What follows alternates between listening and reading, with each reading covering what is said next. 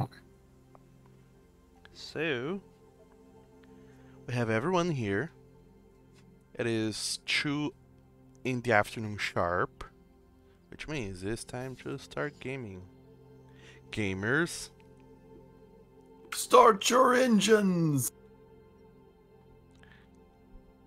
something like that, yeah?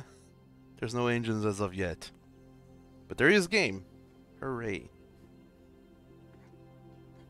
So welcome everyone to the delicious second episode, session, game, thing, of Wyrm Flight. The work in progress name for this new campaign.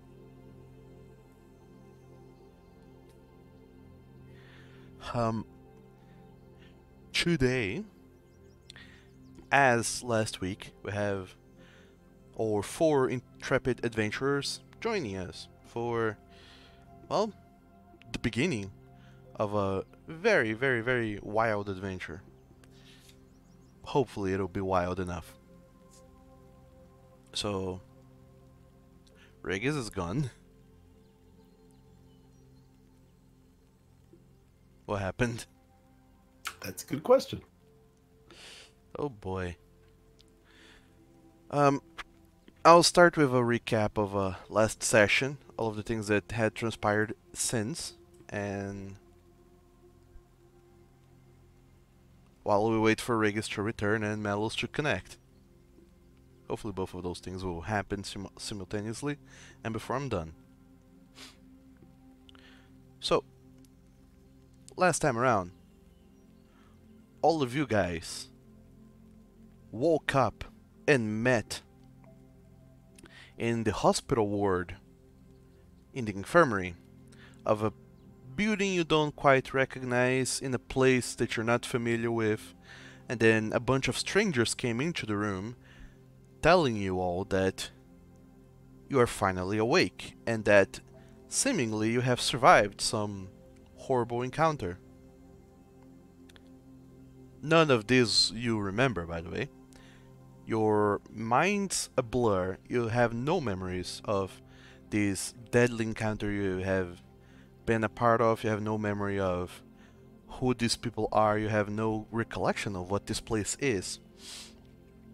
So, slowly but surely, you got introduced to these people who claim to have been your instructors for the past year, and that you all have been hired by the Nova Arcana Academia as wardens, or protectors of the realms at large, fighting against all kinds of otherworldly threats, like, well, they didn't really give any examples, but they pretty much just said, Titans have been showing up and they're not fun.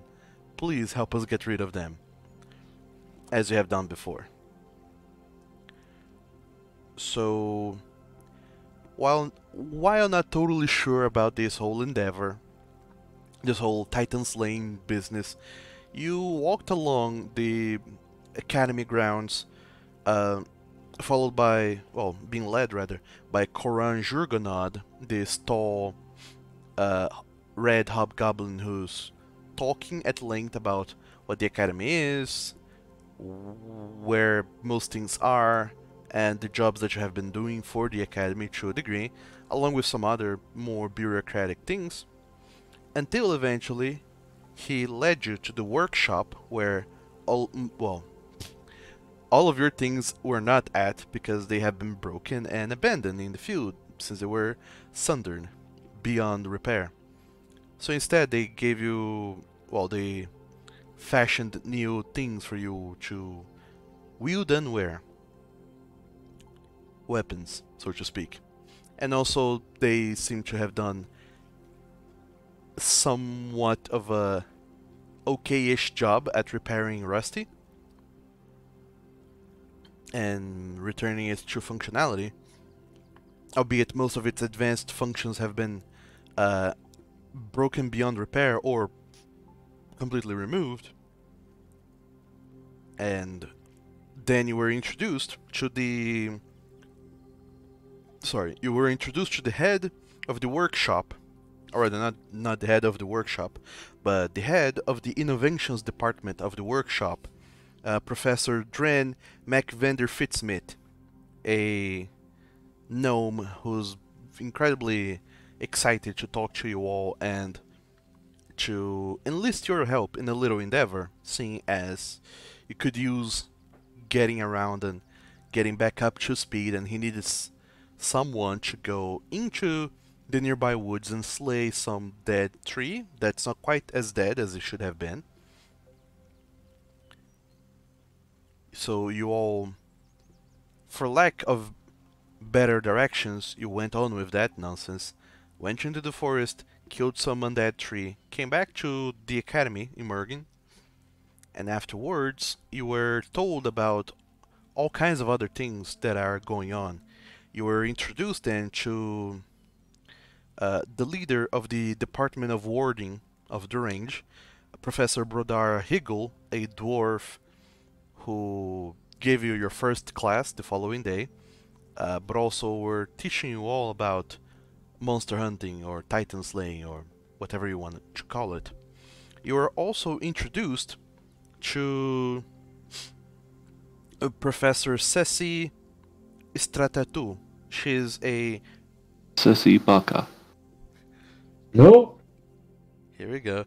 She's a small rat folk who is head of the Department of Archaeology and Anthropology at the Bureau, and she has asked you with yet another with help with yet another thing.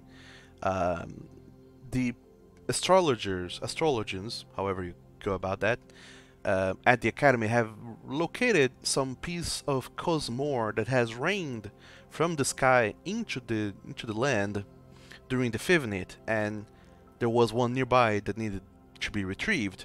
So you followed her into a nearby tower, a few hours travel west of Mergen, and once in that tower you resolved a few hazards, a little traps left behind by some spiteful or perhaps paranoid wizard that no longer inhabits the tower, clearly. And then you found at the top of the tower this fragment of Cosmore, this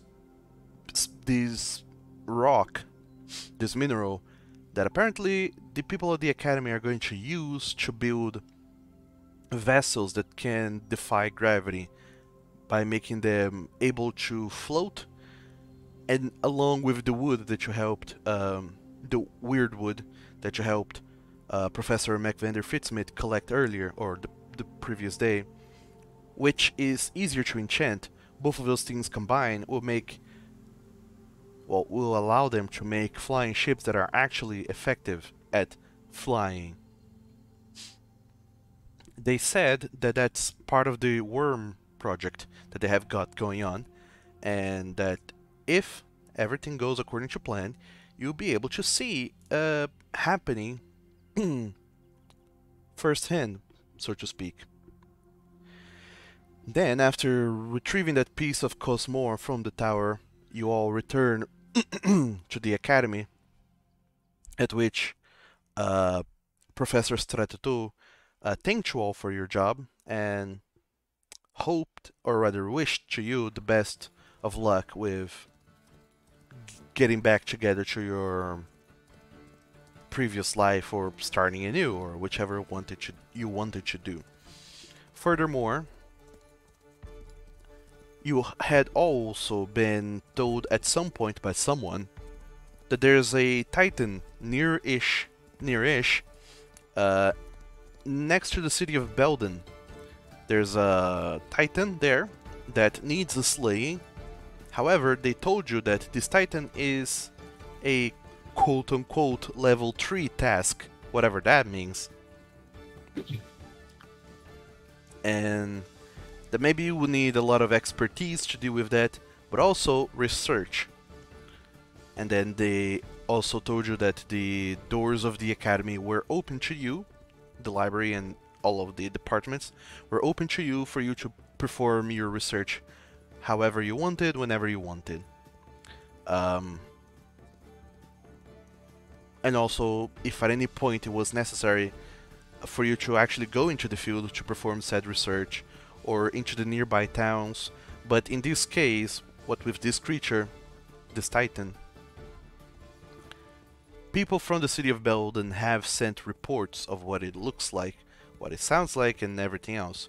So they have a general idea of what it might be. All that's left to do is look into the research. And that's pretty much where we left off last time around. With all of you guys going back to your dorms, having a nightmare about large creatures, silhouettes looming over you all, and then having an argument between themselves as a mote of light shine between them, and as you approach to touch it, the creatures, the silhouettes, took notice of you and swiped at you with their claws, which you all assume has something to do with these claw mark scars that all four of you have on your chests, which the people at the academy, Professor Iron Vitalilis, the tiefling doctor or physician who operates at the academy, seems to think has something to do with why you were slain but didn't quite die and instead return. He also theorizes that it has something to do with you all having died during the Fivenit, have been slain during the Fivenit, but so far people only have theories. Professor Stratatu had said that in the following day, the professor that is head of the Department of Archives and Suppression, Kieran Pitakos, would be going into Mergin, and that potentially you could accompany him to see if you can jog your memory walking around in a big city. And that is where we left off. Any questions? What are these level things you speak of? We'll get to them when we get to them. My god. It's suspense. So Regis, have you been able to, well, to sort the problems that you were having? What with your computer restarting and such? And have you managed to connect, Mellows? Yes. Good. And are you having the fun thing I like to have occasionally where Discord just doesn't listen to you and you say nothing? Or you've potentially just muted yourself and you didn't notice?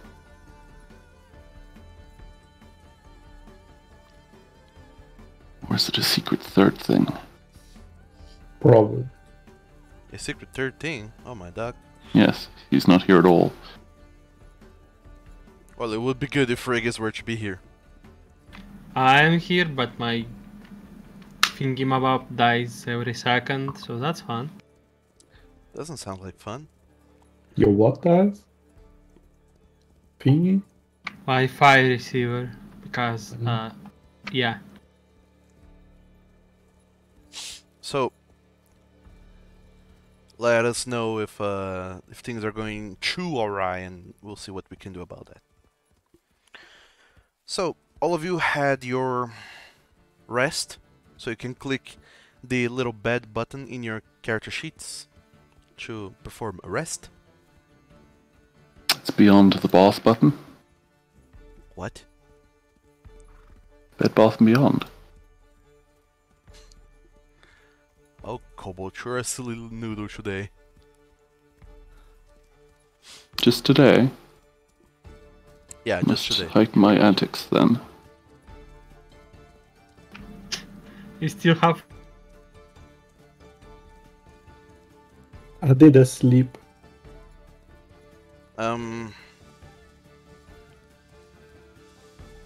So all of you slept, woke up the following day in your shared dormitory, the room that all four of you share.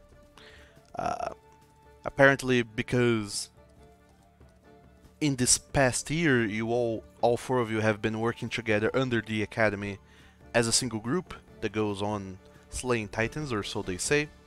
And apparently, the four of you worked good as a group before, even though you don't remember each other at all, other than the interactions you've had in the past couple of days.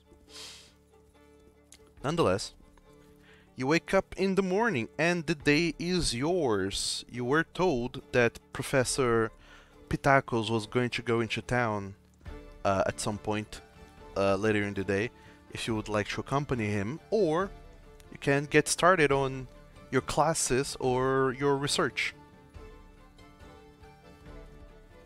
Well, I'm feeling kind of drained today. Why don't I stay here and I'll see if I can research something about the Titan. All right. Meanwhile, everyone else? What's Mr. Tacos doing? Or what is he doing in town? You were told that he was going to go into town to find a pilot for the Wyrm project. They had some candidates in mind, and this one person they seem to think would be an ideal candidate, so Professor Pitacos is going into town to talk with him, hire him, bring him back to the academy, and while he's, going and coming back, you are more than welcome to accompany him, should you wish to. Okay. Well, I would say Knick-Knack doesn't find that terribly interesting. And if he's come to this learning place for learning stuff, he might enjoy sitting down in a class and learning. I think Since I'm he's the apparently same boat. forgotten everything. Come again, Lex? I think I'm the same boat. I think staying and learning sounds great. Somebody should go and talk to the potential pilot. Alright, so all three of you are going to stay in the academy and take classes and do research, and Hello, I'm back. welcome back. Hello! So, Hello. Vice, all three of your companions have decided to stay at school and study instead of going into town with Professor Pitacos. Like And nerds. why we were supposed to go into town again? Because Because he's fetching a pilot and he asked if we could come. No, we have studies. We have finals soon. Yeah, Jesus, man. Professor Pitacos pretty much, well, you didn't even meet Professor Pitacos, but Professor Stratetu said that he was going to go into town to fetch a pilot for the Wyrm project, the flying ship thing that they are working on, and that taking a stroll into town might help jog your memories and see some potentially familiar sights, this and that it would be good for you to accompany if you wanted to. I would have went if I hadn't been so drained. We have more important things to do. Read books Yes, unironically. and be introverted. Alright. And don't talk to each other. What? Yes. So, what with today being 6th day, the last day of the week, the class that they'll be having today is less of an actual class and more of an introductory class, what with all of the new people that have joined the academy and have arrived within the past couple of days, what with the first day having been a holiday actually, and the second day well, having some minor classes going on, mostly introductory stuff. Today is the last day of the introductions and the prime opportunity to meet new classmates. So, I had made a little journal thing into the game with rules for academy, by which I mean not necessarily like rules of conduct or this or that, but rather benefits of going to school. My god. How novel. Oh no. In short, if you attend school for a number of days throughout the month, you get a bonus that applies both to your recall knowledge checks that you do both to research and also to to research things in the library and also out in the fields whenever you encounter monsters for real. But also, at the end of the month, there will be an exam, a monthly exam, and if you pass that exam, you will get a perk. And you can see that each class that you can take has a different perk that you can choose. However, every month you have to choose and dedicate to one class only. So, if you train at the range, you're going to be honing in on your acrobatic, athletics, and stealth skills, and perhaps some terrain and monster lores. There are some specific feats and perks that you can get instead, or a skill feat in one of the associated skills. If you study the Bureau, you'll be honing in on your diplomacy, intimidation, performance, and society skills, and perhaps some legal and kingdom lores. If you study at the workshop, you get to hone in on your crafting and survival skills, and some settlement, engineering, and architecture lore. If you study at the temples, you will hone in on your arcana, nature, occultism, or religion skills, and any lore that you want to get. And if you dedicate yourselves to the sanatorium, you'll get to hone in on your medicine skill and herbalism lore, which also doubles as poison lore.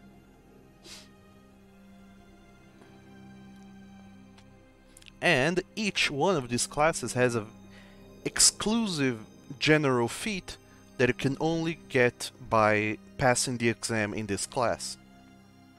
For the range is the Warden Training, which you can only get once, but you get to choose a +1 bonus to either your Fortitude, Reflex, or Will saves forever. At the Bureau, you get the Haggler feat, which allows you to sell items for 2/3 of the price instead of half. At the workshop, you get the Heroic Crafting feat, which allows you to craft items much faster, so only a day of crafting instead of for however long it usually takes, and also how to repurpose other items and monster parts into crafting materials. At the temples, you get the Locate Facsimile feat, which teaches you the Locate Facsimile ritual spell. And at the sanatorium, you learn the Quick Potion general feat, which allows you to draw and drink a potion or alchemical concoction consumable with a single action. Quick sippies. So I need you all to let me know in which class you're going to be dedicating yourselves into for the month. Workshop. The temples. Bureau. The range then. Alright. Oh, I was expecting the sanatorium for some reason. I don't know why. Oh yeah. Because I scrolled down to that. I shall become a insane asylum person.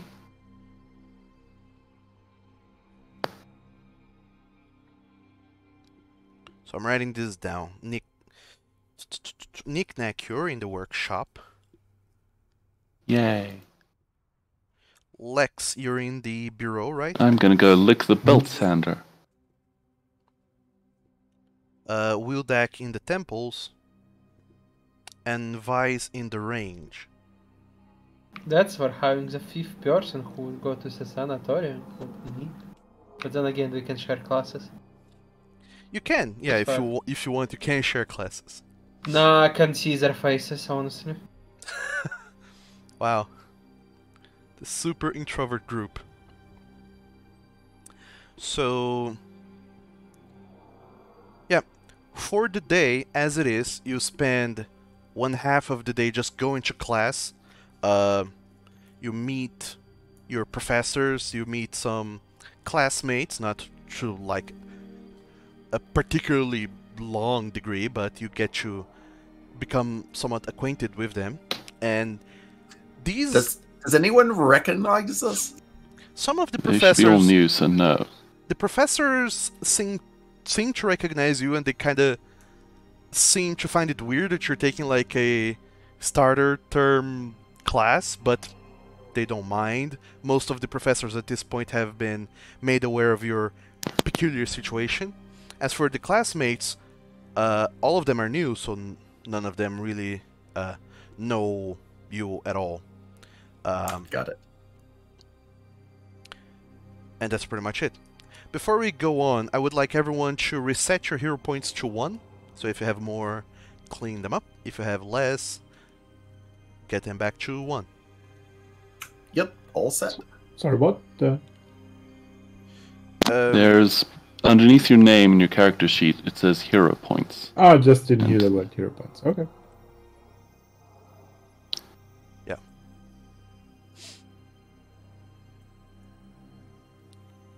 Wait, who's going to become a civil engineer?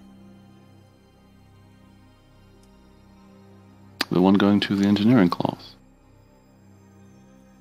I see. All this adventuring stuff is dangerous. I'm going to become a civil engineer. Is that so? Alright, so everyone has reset their hero points, I believe. Yeah. I would like everyone to go ahead and just roll me a d20. Just to get some rolls going. Might as well. Random bullshit, go! Strong start.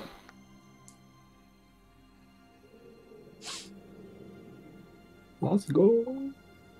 Yeah, my main foundry thingy has borked. I'll need to refresh my browser. Ugh. Oh no. Can you let me into the stream? I can't. Yeah, there's like no one in the stream, Doug. What do you mean? On Twitch. Wait. I think the new settings that you've set has prevented everybody from joining. Oh. It's a bit too No. exclusive. I think now it works, I guess. Oh Nope. boy. Access denied. Oh Twitch, why are you so dumb? Why nothing works? Is the better question. Rule number 17, never change the settings right before a game. Right. It Oh, says I'm in. I'm having the mod view for some reason. No, don't go into the mod view, go into the regular view. Don't But go yeah, into just the click light. on the link. There's only Meta and Doug on the stream. I just clicked on the link you sent me, nothing else.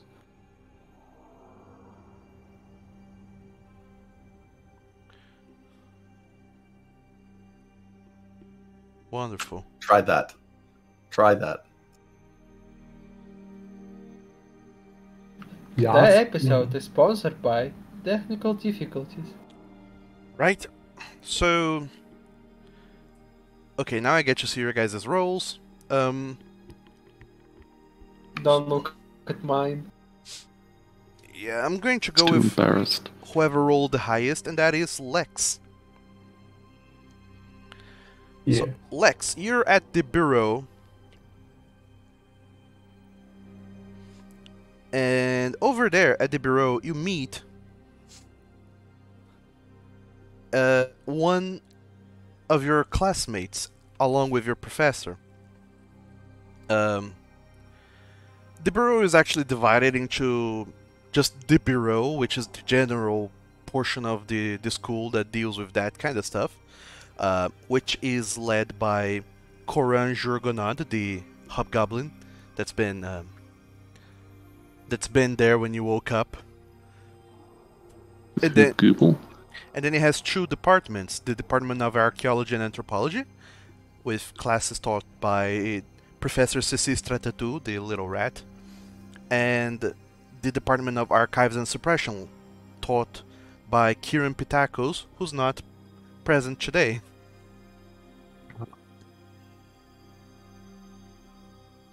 So, since he's not there today, you're actually taking the class in Archaeology and Anthropology with Professor Stratatu and your classmate. You see, this female human, she's just absolutely absorbed in the class. But whenever someone speaks, you see that she's constantly nodding, like she's mentally saying, yes, to everything that Professor Stratatu is saying. And every now and then, whenever there's a little break, you see that she kind of mouths to herself what the next thing would be. It's almost like she's taken this class before, even though clearly everyone here is a newcomer to the class. Eventually, after the class is out, she starts going out and just saying hi to pretty much everyone that dares cross her path. And whenever you dare approach her, how foolish you, she just kind of stops you in your tracks. Hi, I'm Claire Coatshield. It's a pleasure to meet you. Hi, name's Lex. Have you taken this class before? You seem like you lip synced basically everything. Oh, well, I suppose, yeah, it does get off that way. I have taken this class before, yes. I'd like to take these spring classes. They're very fun. It's always nice, to come out of the Fivnit and just straight into class after being locked up for a whole week. It's nice. Why are you locked up? I mean, Sorry. Isn't everyone locked up during the Fivnit? I don't want to assume anything about your gargoyle people. I don't know if you do anything different during the Fivnit or not, but we lowly humans, we just, hunker down, hide under our beds, the same old. Yes. Wait for Santa to come and deliver presents with extreme prejudice. Yeah, that sounds normal. But I'm really sorry. I don't mean to assume anything. It's okay. But Lex, it's going to be really nice being your classmate this month. Hopefully, we keep me bumping into one another. That would be nice. Sure. Don't mind. You seem to be prepared, so I can copy notes maybe sometime. Of course. I mean, Yeah. that's a good point actually. I probably should still have my notes from when I took this class last time around. Although I probably left it back at home. Oh well, I don't fancy traveling back to Loch, but oh well. See you around. And she nods and waves with a bright smile and runs, kind of takes a few steps in the opposite direction that you're going, and then you just hear from behind you, she just going, "Hi, my name is Claire Coatshield," and introduces herself to someone else. Oh, weird, but okay. Those extrovert people being extroverts. What a concept. Discuss.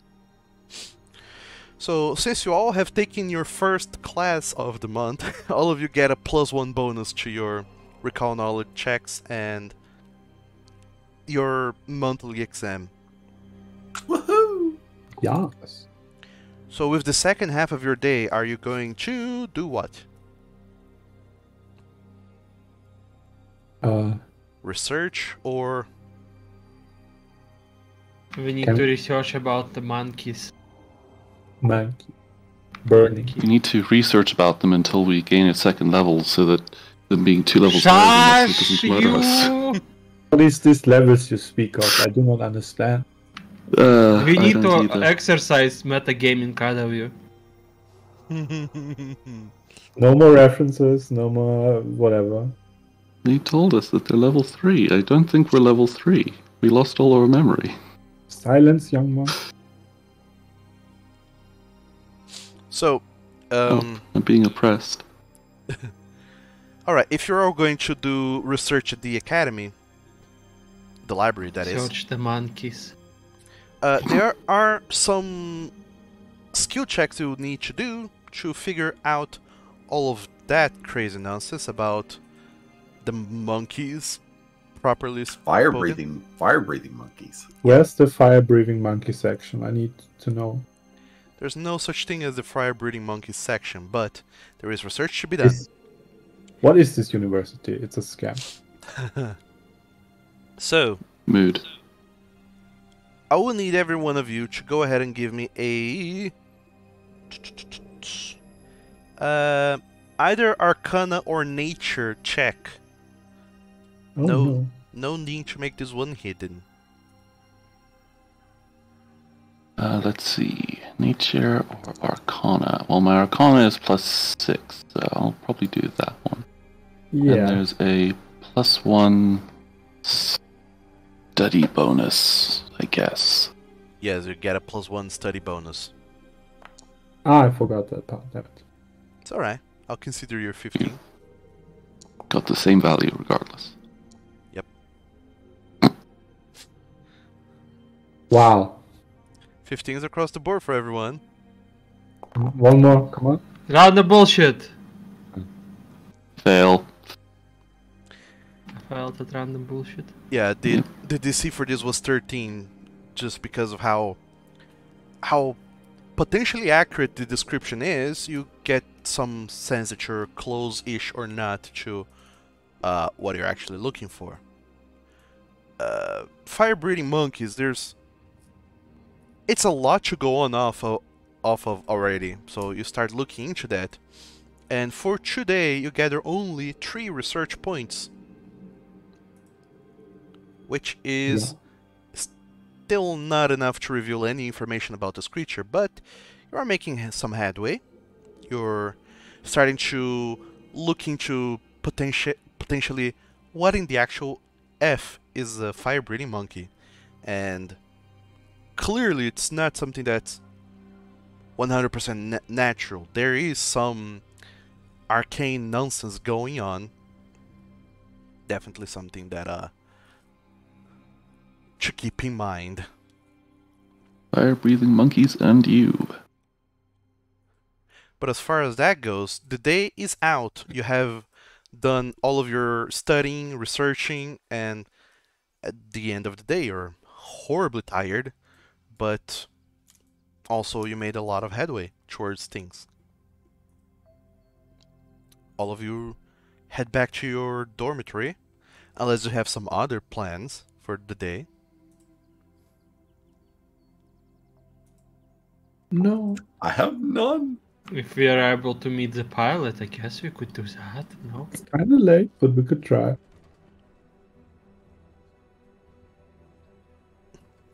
Yep, you take your time around you. It's particularly easy because after some of the researching, eventually, what's her name? Claire, she finds you again, Lex. And she is being accompanied now by some other classmate and Professor Pitacos. You see Professor Pitacos is a centaur that's looking very prime and proper. And besides both of them, there's 2 other persons. One of them is a gnoll, and he also looks very proper and very formal. And there's also an elf alongside them. Ooh. And you see that Claire immediately just starts, "Oh, Lex, it's so nice to see you again. You didn't get to meet Professor Pitacos. He's a super awesome guy. He's so insightful about legal lore and just everything to do with that part of everything else." And Professor Pitacos, the centaur, just nods at you. "Well, nice to meet you. Again, I suppose." Yeah, memory is still not working. Sorry. And then Claire continues, "And this is our classmate. Do you want to introduce yourself?" And he did no nods. "Yes, I'm Ash and Snow, but you can call me Ash." Alright. Name's Lex. "Well, nice to meet you, Lex. I suppose we're going to be classmates in the Archives and Suppression classes, so that'll be interesting." Oh yeah. And then Claire immediately goes, and this funny fellow right here, go on, don't be shy. And you see this other guy, he smiles freely, just, he's super at ease, this elf guy, and he's like, well, nice to meet you all. My name is Melding Gundhr. I suppose I'm going to be the pilot for the Wyrm project, and they'll tell me I'll be flying in the skies, and truth to be told, it's been a while since I last done that, and last time wasn't quite successful, but I've been raring to give it another go. Ah, pilot, we wanted to look for you yesterday, but good you're here. That saves us a bit of time. Earlier today, actually. Oh yeah, Professor Kieran Pitakos went to fetch me back in town. It was very nice. We stopped at the tavern for some drinks. We talked about the old times, and he talked to me about this whole Wyrm project that y'all have got going on here. I'm excited, delighted to be a part of this. Whatever crazy kids are doing here in this academy of yours. Can't wait. At which point Professor Pitakos says, currently, however, we're looking into a little bit of a hiccup with that. Originally, the plan was to have the Wyrm project make its initial launch in a week on the 10th, the next 6th day. However, Professor Jurgenod has cautioned us about delaying the flight of the Wyrm until the week afterwards, since, you know, during second day it'll be a full moon. Oh, yes, that's a problem, obviously.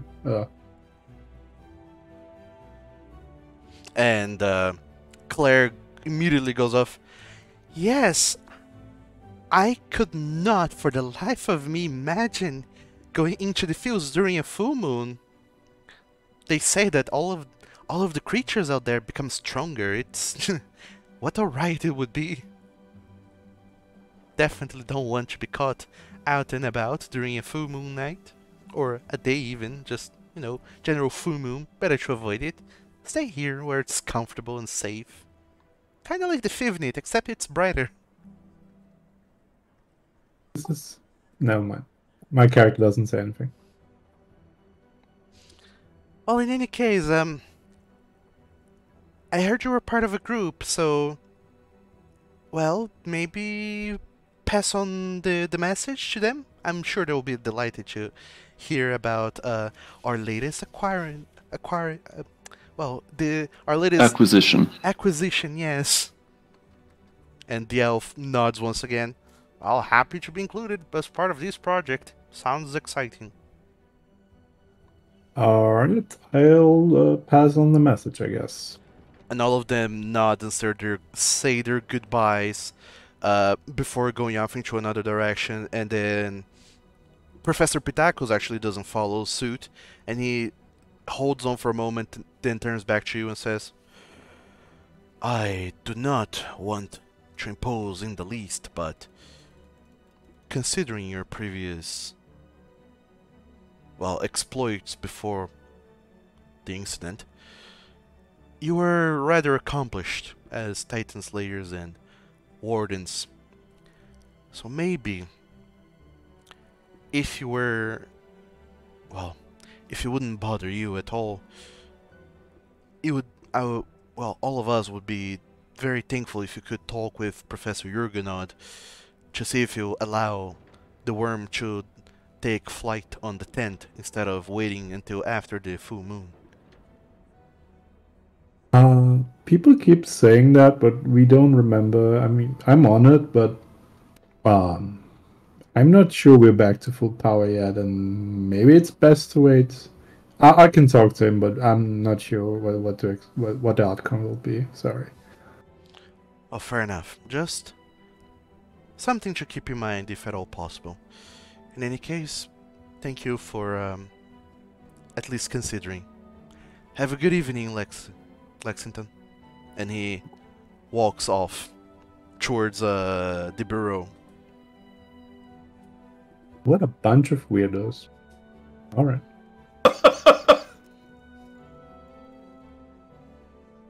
This girl is giving me cult vibes. I'm sorry. Is it giving you what? Cult vibes? Yes. That's what happens when you're friendly and social or whatever. Oh my god. You're most likely to be inducted into a cult, which, as we know from the bathrobes, is entirely likely. One of Oh. us. One of us. Or no. So, you are caught by all of these people told... they caught you in the Hall of Exposition, told you a bunch of things before letting you go on your way. And I imagine you shared all of these with your companions. No. Alright, you don't share Keeps that the with secret. your companions. Everyone goes to We know bed, nothing. absolutely unaware. Yeah, I And thought aware that. of the expectations upon us. Guys, I had the weirdest interaction today. I think Oh, I'm being um, recruited into a cult, I'm not sure. And that was yesterday. I That think we was a few days ago, yes. Not even Whatever. yesterday. Whatever, you know what I mean. No! Fine, then no cult for you. Stay out. Okay! I feel like I'm missing context here. It's okay. I was joking that I'm not sharing the information. I assumed I told you and don't need to roleplay the telling you that information.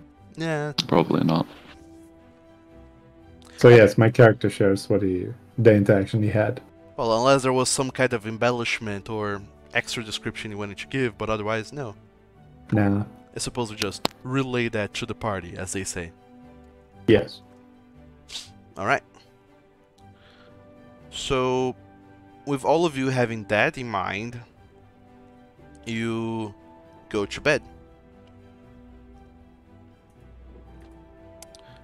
It is noteworthy, though, for all of you, that this thing that Lexington, had said during this conversation all about the full moon and such, it does seems like throughout your research you have seen offhand mentions of that, and now it all makes sense.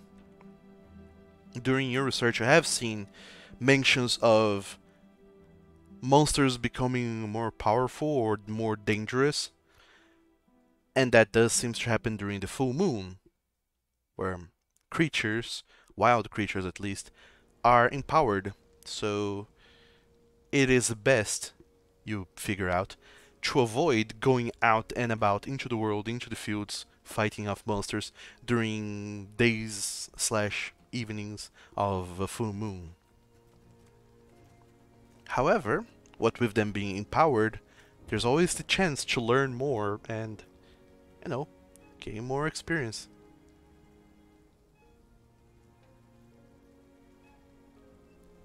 Real life experience about what it feels like to fight a monster that is stronger than what you were expecting. Nonetheless, you all wake up. Because our previous experience in that matter was entirely wiped from our memories. And other things too. All of the other things. The following day is the 7th day, the last day of the week, and as it happens, there's no classes.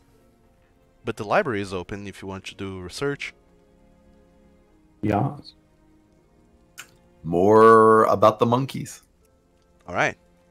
So everyone... Maybe we could also look into the full moon stuff, because we kind of need to decide if we want to try to convince the other professor to do the thing sooner than later. But just a thought. Well, full moon is on the 13th, so And Today's the 11th, right?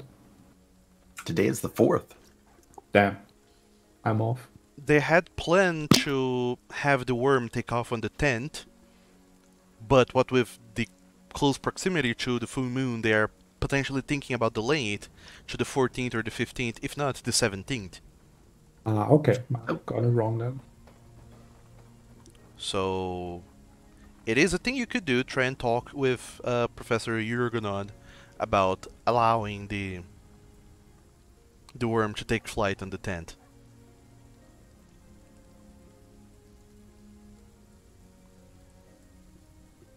Are we feeling up to the task to do that? I mean, we're kind of asked to be guards, not just to watch, but to protect things. Are we a cool enough dude to save the president? That is the question. Yes. Well, we could do it before, it seems, so maybe? I don't know. I feel somewhat out of my depth at the moment. Maybe we could talk to the pilot to see whether or not he feels ready or not. Ah yes, we'll make it his problem. Perfect. I like that.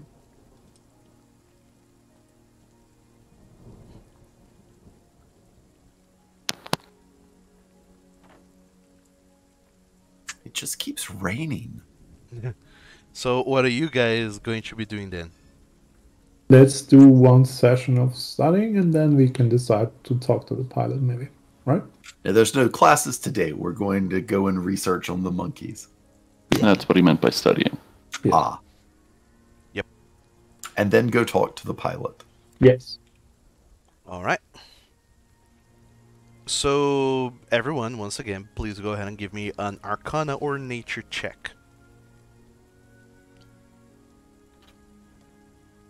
You still have your +1 from class bonus, and the DC is 13. Ta-da! There you go. Okay, let's see. Still Arcana. Still Did +1 not add bonus. the +1. Why? Yeah, because you need to put in the +1, then click the add button. I did that and it didn't do it. Oh. It said there, circumstance bonus +1. Yeah, you're Because you untrained. normally so have a -1. Yeah. Yeah, no, I did +1. Oh, okay. +1, -2, +1 is 0. Okay. total. Sorry, total modifier of 0. Yes, Maths. I didn't just almost die there. Nope. We'll You are a need functional adult. right. I can breathe properly. We need to I wait can for. breathe on my own. Don't flex on us. I'll need to wait for Regis to have his check going on.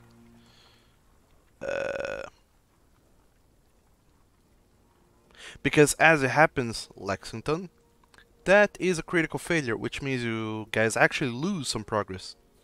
No! How? Do I forget information? What happened? We Well- get wrong information. Yeah, it's just you get mixed up in the information that you're getting, and you pretty much just waste the day of effort. Ah, yes. I stumble and the book flies out the window and directly into a fire. Yes. Now we need to wait for the new books to arrive to the library. Yes, yes. This makes sense. Sorry, guys. I'm clumsy like that. Though you can always re-roll that with a hero point if you'd like.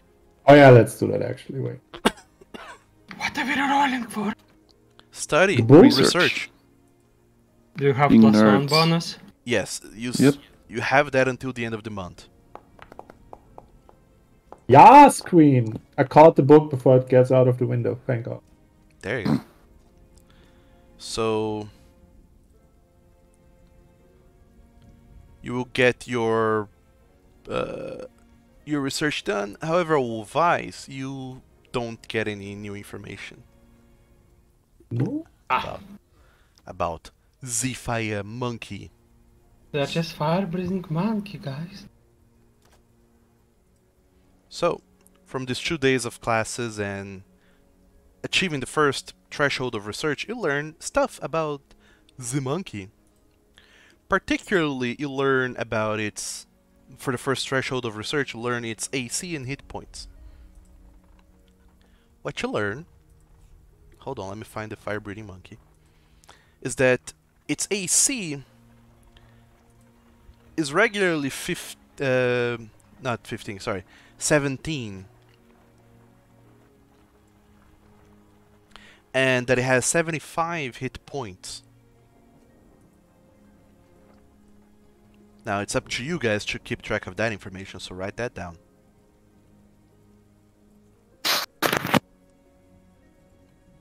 So you knowing your bonuses to attack and everything and the average damage that you deal, you're able to more or less estimate how long it would take for you guys to fell this creature if you were to take it on. However, as you're making some headway in your research, more information comes about. The information comes that this Titan is actually accompanied by 2 other smaller versions of it.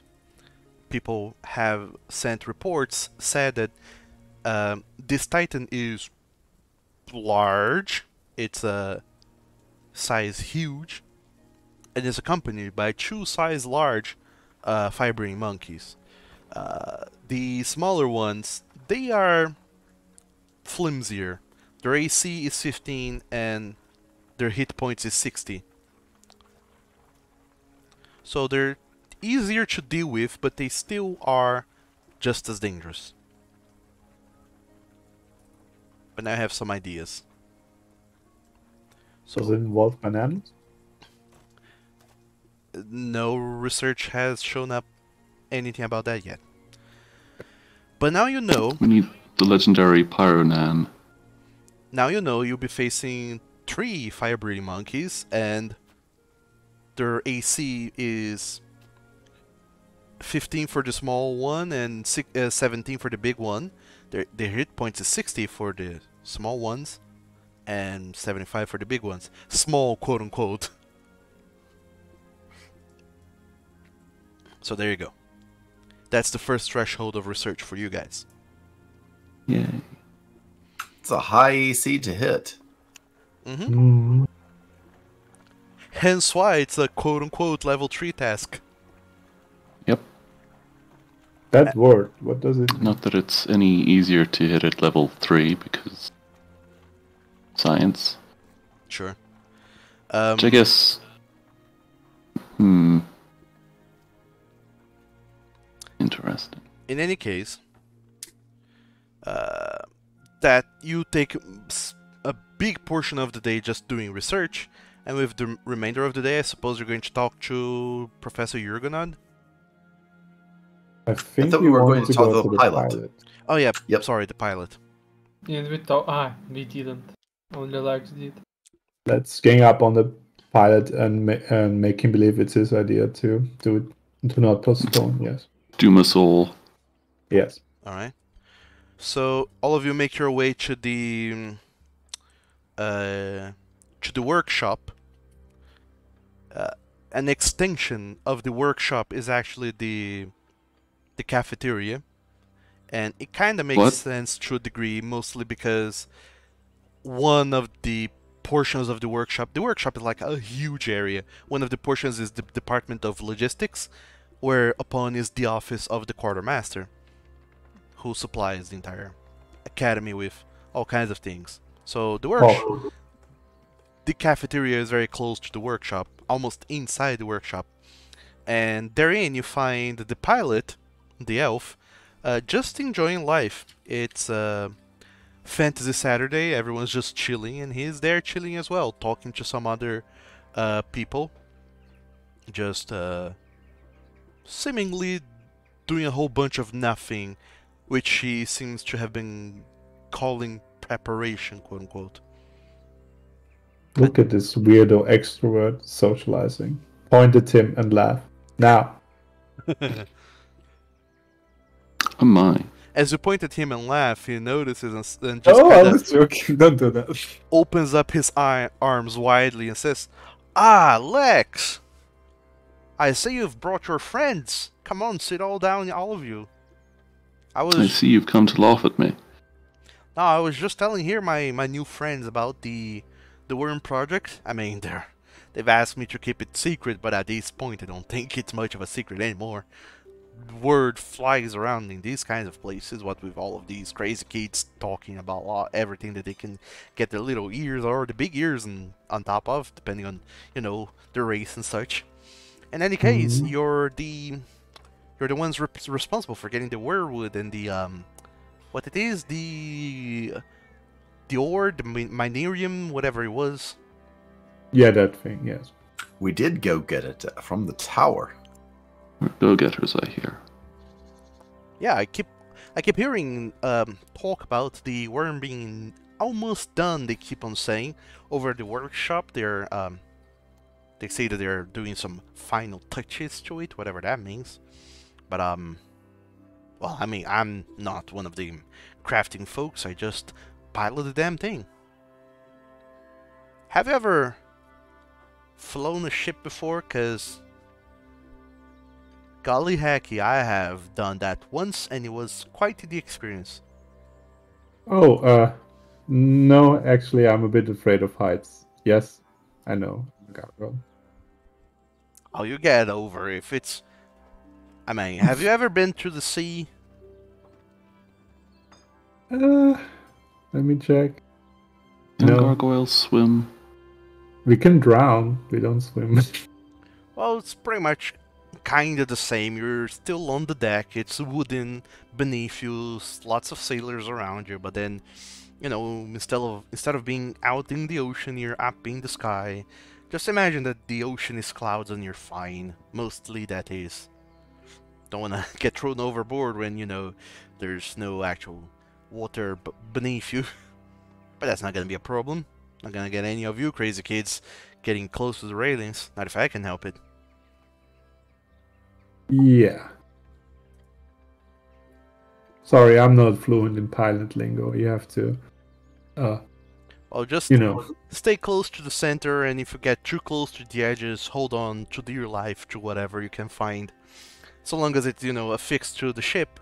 Don't want to go grabbing onto some other crewmates and flinging both of you off the railing. That would be That is- Sounds Yep. very encouraging. Because Yeah. remember, it's not the fall that kills you, it's the landing. You guys are very helpful. This fella gets it. And boy, what a landing that'll be. I mean, What a landing. I'll just not look down. Got it. I don't remember what height was it that we got up to last time around, but it was pretty high, like mighty high. Could barely see the trees and shivers when you mention the heights. Like, ugh. yeah, I could even barely see the trees beneath us. I mean, Yeah. couldn't get any higher because some people started passing out. And then Stop. Get much Please change higher. conversation. I'm getting dizzy. well, in any case, I mean, supposed to be a secret, but these fella here well, not these fella, the guys at the workshop, they tell me that they're wanting to fly close to Sac. You know, that's the eastward of here. Between Bull and Sac, they say that there's a tower nearby, and they want to go looking for that tower over there. Or rather, not necessarily looking for the tower, but flying closer to it. And they're going to take this flying ship over there, but if I know my business, this ship won't make it over there, and not at all. Why do you say that? Well, it's inefficient, the fuel consumption, or that's what we call it. That is, they have their fancy names for that, the cosmiums as it is. You consume too much of that cosmium thingy by flying the ship. Just keeping it afloat consumes a lot of cosmium, and, well, if I recall correctly, it takes about some 5 hours for the thing to discharge completely, and I think that in those 5 hours, you get to fly around, what was it? The mathematics escape me, but I think you can fly some 60 miles in those 5 hours. Wait, who approved this if you assume it's not gonna work? Well, Like, that's the that's- thing. Those fancy folks at the workshop, they say that they have find a way to make it more fuel efficient. Until next week? That's not a lot of time to improve gasoline? Question mark. I think it's because the boat is lighter, Yeah. Well, they did. because we murdered a dead tree. They said that they were making a whole new boat out of a whole new ship, rather, out of Wordwood, and then putting on the whole converter thingy onto it, and that is going to make it fly more efficiently, that is. So they say that in... What was it? I have good faith in these folks. I believe that they can do it. It's a bit tight of a schedule, but sure. I mean, that's what they told me. It's right, but since we're on the topic of schedules, you think it's smart to fly during a full moon? We had some, let's say, discussion about that and some worries. Huh. I mean, I don't see the problem. If anything, it's even better because, you see, they say that during the full moons, all of the monsters and the creatures and those titans that y'all go about slaying, they get stronger, but the thing is, and they forget, the titans are on the floor, on the ground, and we are gonna be up in the air. So, unless they can fling stones some 1,000 feet up high, I don't think they'll be getting to us. You assume there is no flying titans? Yep. Oh, I don't assume, I know. If there were to be any flying titans around here and there, people would have taken notice of it already and called the whole thing off. I mean, these are some fancy folk we're talking about here. They have done the research, they have done... Well, they have done the prep work. They seem very sure of it. They've done the math. They have done the mathematics, yes. Famous last words, but okay. But there were a lot of curves in that math. So, if you were up to me, we would fly under any moon. I don't mind. I mean, so long as we find a clear landing spot, then we should be good. That might be a problem if they're like empowered titans and monkeys waiting at the landing spot with, you know, tight fuel tanks could be an issue, but maybe I'm overthinking this, I don't know. The monkeys are completely different way though. Whatever. Well, that's what I hear them say at least, so... They seem to think it's doable, so I don't think it is going to be a problem. Alright. Sounds like you are ready to go on the 10th then. Well, I am more than ready to go on the 10th. The problem is, you know, the upper heads at this here academy, well, they don't want this whole endeavor to go down south, if you catch my drift. They want to make sure that everything goes according to plan. Apparently they're putting a lot of money and effort and investment into this to, you know, let any kind of bad luck come into play. The monkeys are down south, so this checks out. Then what's the harm in waiting a few more days? Well, If it's so important. Well, I don't see any harm per se. I'm just going to be extra bored, I think. In theory, I could also use the practice time just to make some practice flights around, although they want to make sure that the inaugural flight is over there, or some such. Well, in any case, I don't mind waiting a little while longer. It would seem rather that the only problem with waiting a little longer is just that you know, the people at the workshop, they really want to see this thing going as soon as they can. So I'm not the one in a hurry. Alright. I'm ready to go whenever they say we're good to go. Got it. Build time, it's your idea to go on time. Good.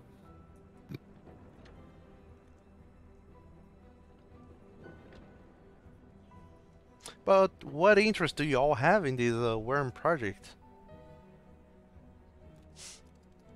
I want to say I don't remember, but We don't per se, we were just thrown at it. yes. Fate has guided us. It's just something that's clawing at us. I see. Well, I mean, I suppose they have told me something about your situation. You have gone done, forgot your memories, did you now? Something like that, yes. We have I forgotten don't what we remember. forgot. Yeah. Brain smoosh.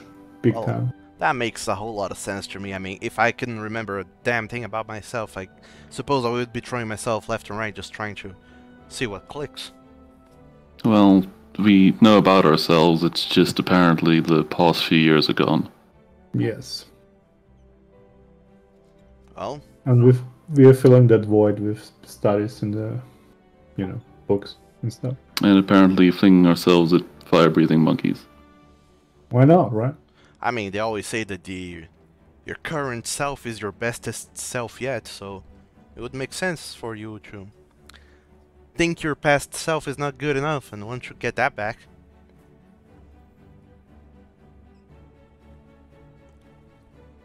But don't let me get on your hair. If there's anything I can help you with, just let me know. Otherwise, just sit and let's enjoy some drinks, rather. It's far too early to be stopping now. Oh yeah, it's Saturday. We could have one drink, I guess. You can have your drinks. I want to walk around the city. I might join you on that one, actually. It would be nice to see this. It would be nice to see the city. I haven't seen it yet. After we've Enjoy avoided your it for drinks, so long. Lex. You have to drink for all of us, so don't let your kidney die. You're Say hi to Miss Goldshield for us. Who? Yes. Claire Coatshield, your classmate. Yeah, I didn't get the I name. forgot! Don't think... Did we get the name? Sorry. Yes, she did say her name to you. Asshole! Whatever. I believe that was the first thing she said to you, actually. It is the first thing. You guys are so cool. Wow. Thank you. I remember now. Don't you go talk to her, huh? She's Only- your friend. Nerds! I remember Yeah. this because that was where she... We don't even Yeah. share a Go class. for a walk. Why are you here? She's everyone's in a different class. You're the only one who's in the same class as Claire Coatshield. No facts. Only vibes. All right. So I take it all of you are going to the city of Mergin. Then. Yes. All right. Well, I'm no, stuck. Lex staying to hang out with his new buddies. I'm just trying to be social, okay?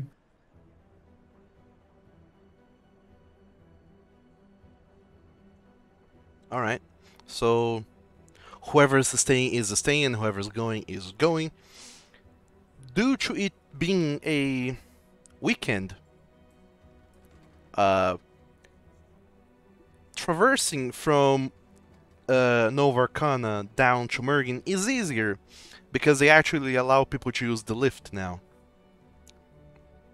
There are cable cars that are running down from the waterfalls next to where the Nova Arcana Academia is built at, running all the way down the mountain to the, well, close to the city of Mergin, next to the river. And due to it not being a weekday and, you know, people with things that they need to ferry up and down the mountain, you know, being on a break and such, the lift, the cable cars, are open to everyone. Oh, good. So instead of taking the 1 hour hike down the mountain, you can actually just ride the cable car. This is nice. I hadn't seen the waterfall and stuff. It looks very nice around here. It is. You can. It's rather loud due to the noise of the waterfall, but once you're inside the cable car, it's actually much quieter. And you do see that they have this nifty contraption that is equal parts dangerous and equal parts ingenious, in which they use the power of the waterfall itself to spin wheels, and these wheels are what is powering the cable cars to go, you know, make the whole route around the mountain, or up and down. They have some a system with a series of latches here and there, that so they can lock a car in place in the station itself. That's so they can load and unload it. Although that puts kind of a hinder on the whole system, since every other cable car kind of stops along the way. But seeing as no cargo is being transported today, it's just people, the cable car kind of comes up, it stops for like 10 seconds where people get in and out, and then it just goes back on its merry way up and or down the mountain. Yeah. And within moments, you're down at the city of Mergen. And once you get there, you do see that the city is, being the capital, it's huge. There's just a lot of everything everywhere. There's dozens of shops, several taverns, many places and things that you could see, and yet almost none of that seems familiar. The best memory some of you would have is going to one tavern or another here about a year ago when you were called to come to Nova Arcana. It would seem that on your way up to the Academia you stopped in Mergen in one of these taverns to, you know, rest and such before making up your way up the hill, or rather the mountain. And that was a year ago. That's the only faintest memory you have of being in Mergen.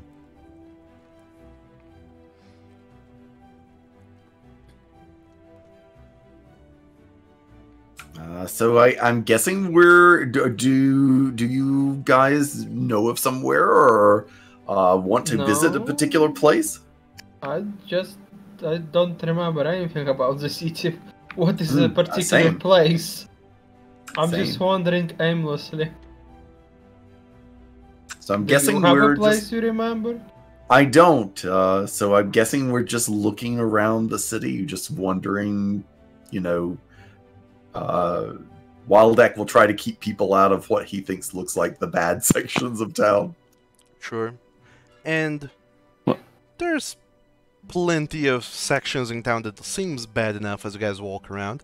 None of which you recognize, you just get a sense that they are not the good parts of town. Being a city that is, well, just neighbors with a magical academy, the biggest in the realms, in the northern continent, the entire city of Mergen is just enhanced in some small way here and there by magic. They do have ever-burning torches and lanterns hang up in posts across the streets. Several of the stores and other places just have like animated brooms that are just sweeping the dust away autonomously. There's a lot of animated objects here and there that are just going on about their way, making people's lives easier. And whenever there's not an object just doing its own thing, there's someone using minor spells, just cantrips, to get something else done. You'd see a lot of people just using Mage Hand to pass little things between each other from higher floors of buildings across the street. And the entire town is very lively, and there's just magic all over the place. To the point that it's actually rare to find a place in the town that's not in some way, shape, or form touched by magic. And that's how you figure out you're in the bad parts of town.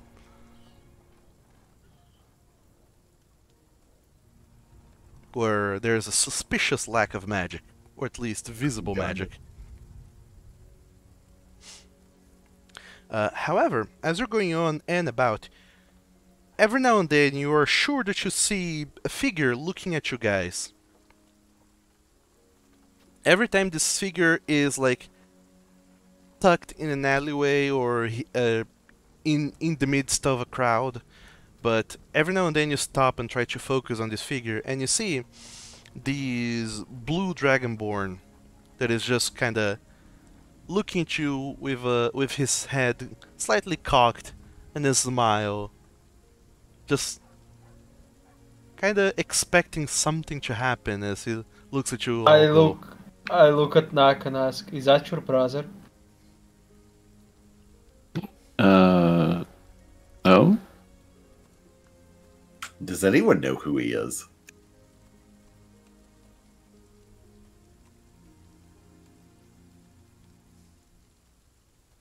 I presume someone must know, but At least he might know us, or he's just a creep. Well, should we ask him? Sure. excuse me, sir, do you know who I am? No, not as in the I'm a complete arsehole who's full of myself kind of way. That too. At least. Never mind.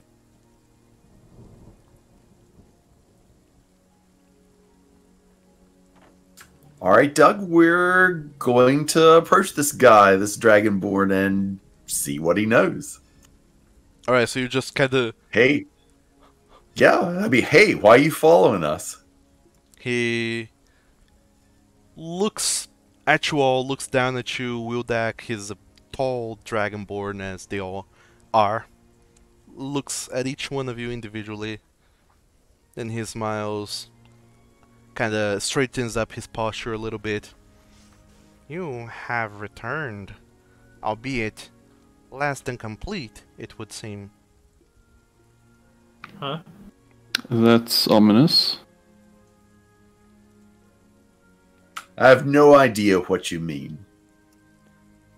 You clearly do not remember. That's what I mean.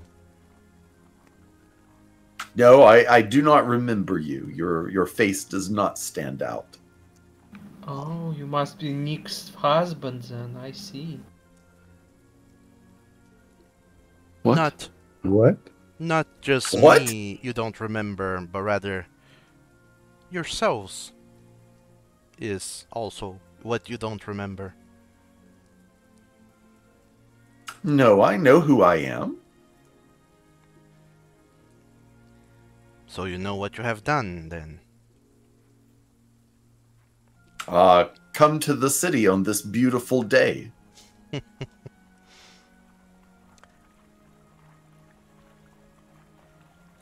Charming as always, Wildak. Of course. Is this another attempt to get us into some sort of weird cult again? Well, I would not say so.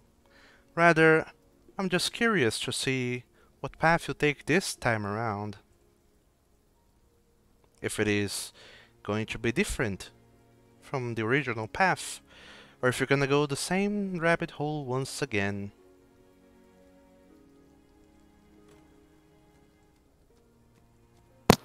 Thank you for being very creepy and ominous and unhelpful. It is not my place to be helpful, it is my place to watch. Be creepy, yes. To be creepy, yes. Well, you can say that. You can call me creepy. And yet, this is not the first time you wound me, Knick-Knack. See, I told you! I think I'd remember if he was my brother. He looks at all of you, then stops his sights on you, Vice. Well, you see, I detest trickery, but if we ourselves are to suffer deception, then our hands are no longer tied. Rehearse! You will yet have your turn under the spotlight, whenever that happens. And he turns around and starts walking away. What? It gets stranger and stranger in this town all the time. At least he did not mug you. He didn't mug me. that we I had know my of. hand on my coin purse. That's wise. Not wise. Yes, Wise. but Vise. So, after quite a weird encounter, there's nothing else much that gets your attention for the remainder of the day. You just keep walking around town, looking over your shoulders every now and then, but you don't see the weird blue dragonborn that is following you around, or was following you around. Try as you might, he doesn't seem to be following you anymore. Or at least, if he is, you really cannot see him. But you get the feeling that he isn't. You get the sense that he just wanted to make his presence known, and now that he has, well, not entirely sure what's up with him anymore. After that point. But, after a long time of walking around, there's a sense that there's not much else left to do here in town. Nothing else that you look into or see or do seems to jog your memories. Well, nothing seems to make me remember this town any better than I was, so I'm suggesting we go back. I guess. At least we won't be too terribly lost if we have to, I don't know, run for our lives or something. Yes. it was good to get acquainted with the town anyways. Yeah, for better or worse, you did get acquainted with the town, its districts. You started to memorize more or less the main thoroughfare that runs north and south and then westwards. Wildak, you clearly recognize a statue of Pasperon in these crossroads between the main thoroughfares in the city. Yeah. And you do know for a fact that every main city, all those cities along this orange road in the map, all of them have statues of Pasperon. All right.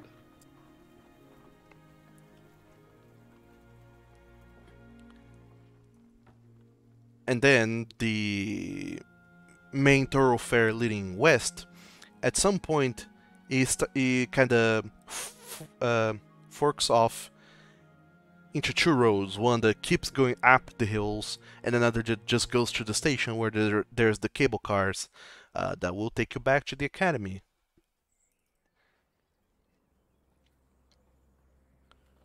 And eventually, go on. I said I'm guessing that we're going back toward the cable cars. Fair enough.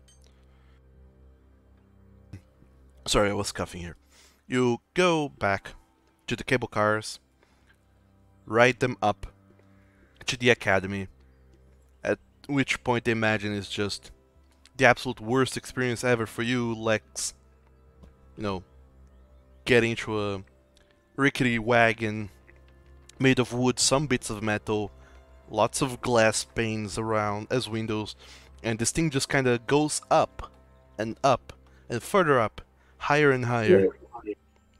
I should have not drank 3 beers. One should have been enough.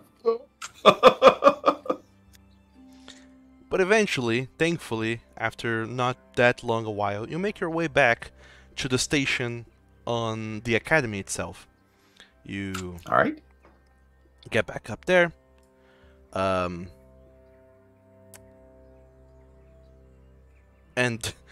at which point is pretty much like late-ish in the evening. And your 7 days pretty much over at this point. Unless I have some crazy ideas about what you guys want to do next. Sleep. Sleep. Mm-hmm. Crazy. Alright. So you all make your way back to the dormitories.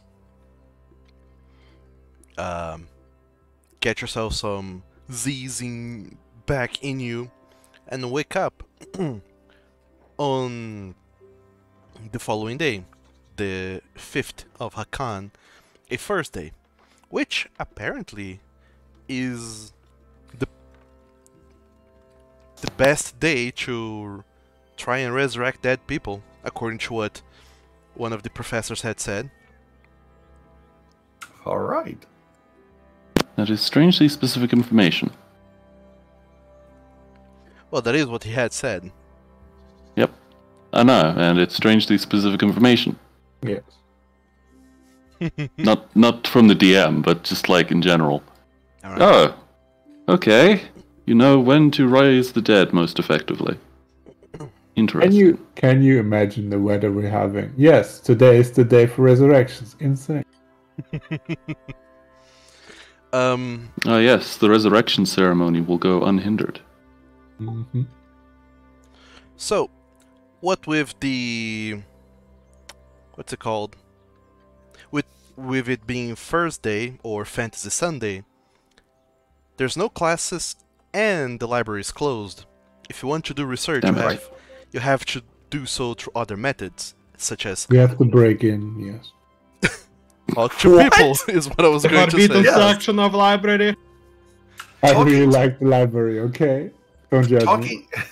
Talking to people is sounds like a good idea, because I also want to ask if anybody knew this blue dragonborn that was creeping around Mergen. That does sound like a good If idea. anybody's heard of him, or encountered monkeys, or that breathed fire, that traveled in We could trees. perhaps ask a professor who is teaching us warden stuff about the monkeys now. There we go. Yeah. Yeah, we could. Are they even here? It's a day off. I I mean, think we could just show up at their house unannounced. That's fine, right? yeah, it's a day off. He's somewhere in campus. He's just not going to be at class. Okay, I wasn't sure if they lived on campus or not. Yeah. I guess that makes sense, considering we also live on campus. It's a very large academy. There's plenty of space for people to sleep in, should they want to. So, you're... Wildak, you're trying to get information on fire-breathing monkeys and also... Blue dragonborns who like to creep around town. That's a very specific request as well. And combination, yeah. Alright, I'm going to have you, mister, roll me a... diplomacy check. Diplomacy? Please do, yeah. Yep, that's the information gathering ability. Does it have that super city bonus thing? City bonus? What do you mean? Yeah. The bonus from There's the study classes?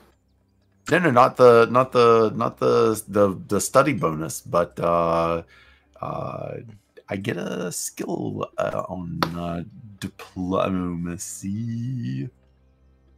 Is it diplomacy checks to gather information? Yes. Then yes. About cities. Oh, quick coercion, you mean? Yes. I think coercion is more aggressive than gathering information. Yes. Sorry, what? Got it. Okay. Apparently coercion is Never mind. if you make an intimidation check. Got it. Okay. Well, I'm Yeah. not intimidating anyone as of yet, so That's Yeah.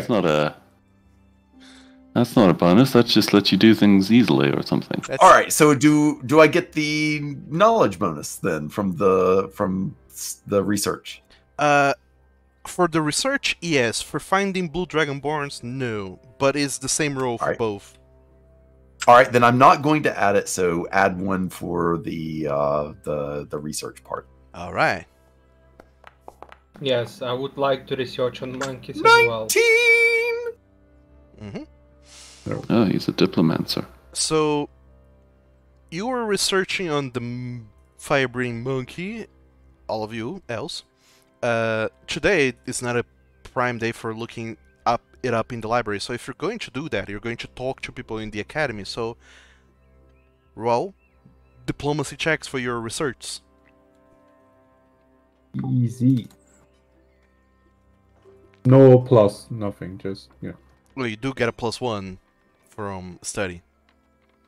Ah, yeah. It's on all recall knowledge checks. God damn it! How?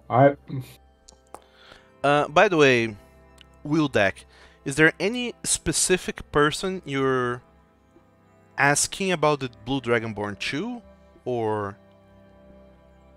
you're just asking around? I thought that I would actually ask the pilot because he seems to be sort of a man of the people, and I thought maybe he might recognize the person.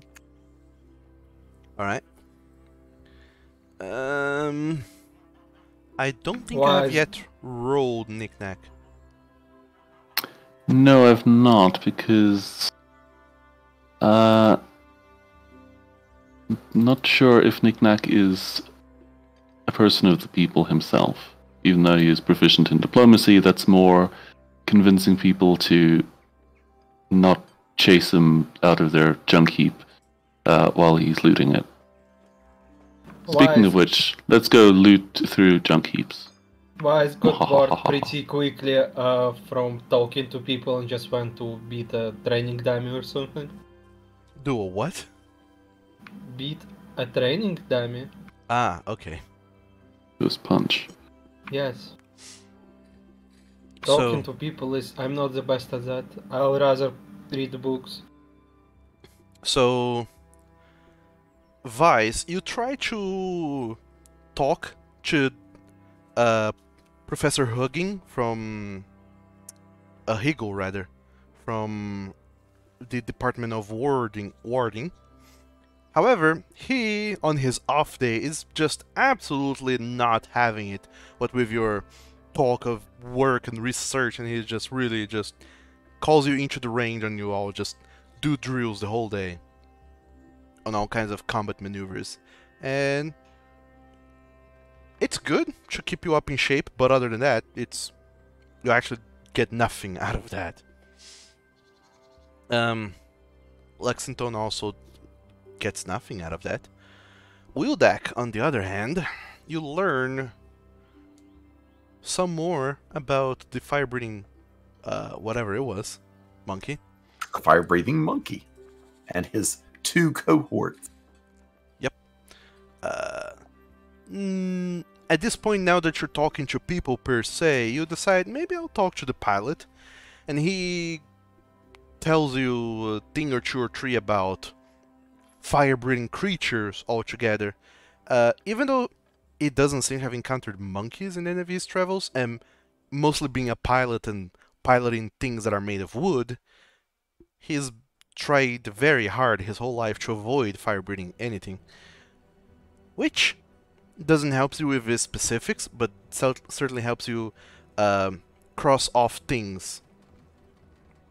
Like... Sure, like maybe fire weapons don't work well against them.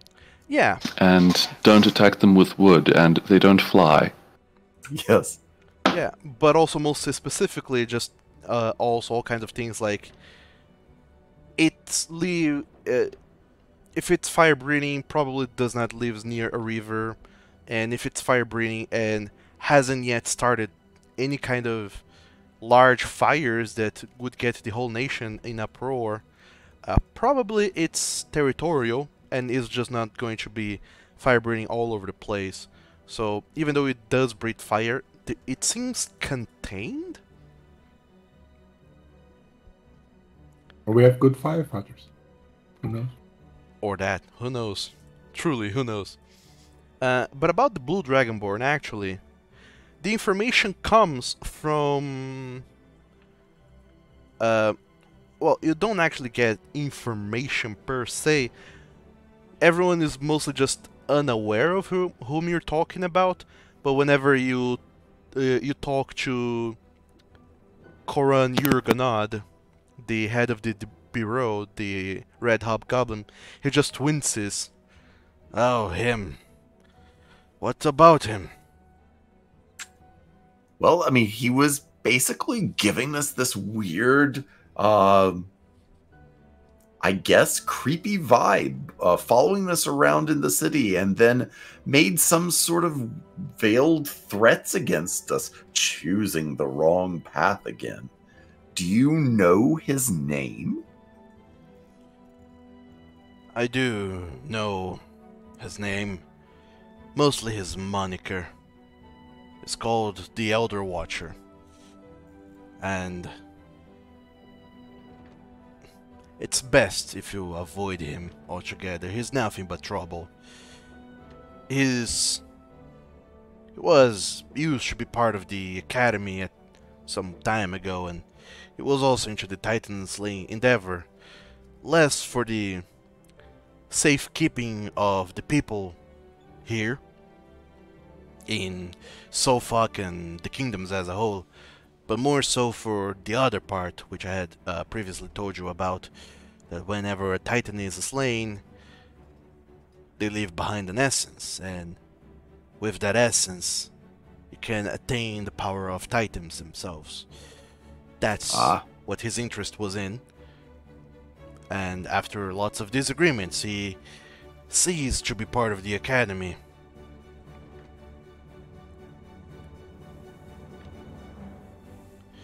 I wonder why he wants to watch us. I mean, does he think that we did something wrong?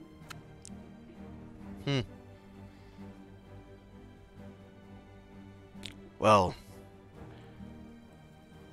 I wouldn't care too much about him and his theatrics. He has a penchant for the dramatic. He's more bark than bite, if I might say.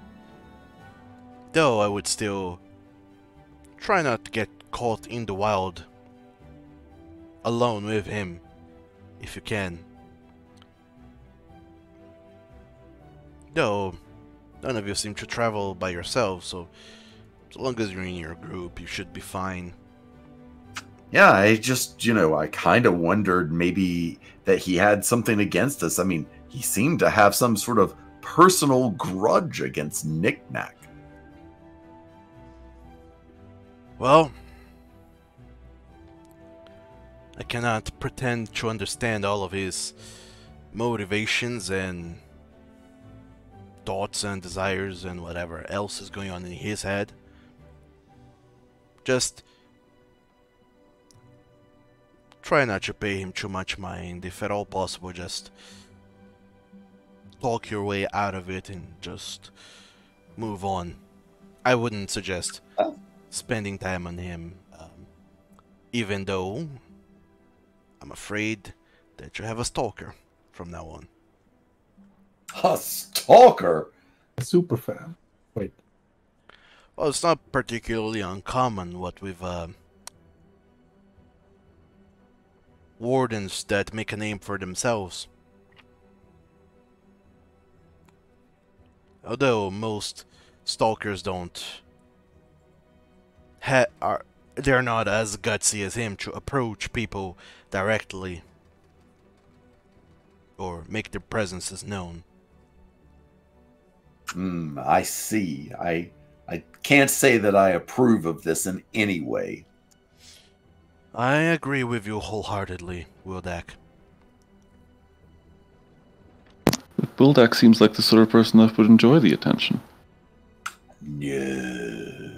The creepy, creepy attention. No. In any case, I've heard that you've been inquiring about the date of the inaugural flight of the Wyrm.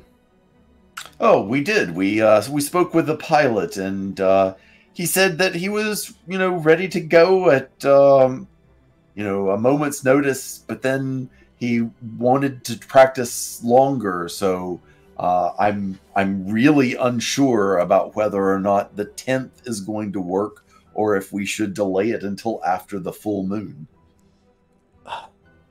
Whatever that buffoon is saying, I chose him myself for this mission. He is a good pilot. He's just, well, he speaks a lot but says very little.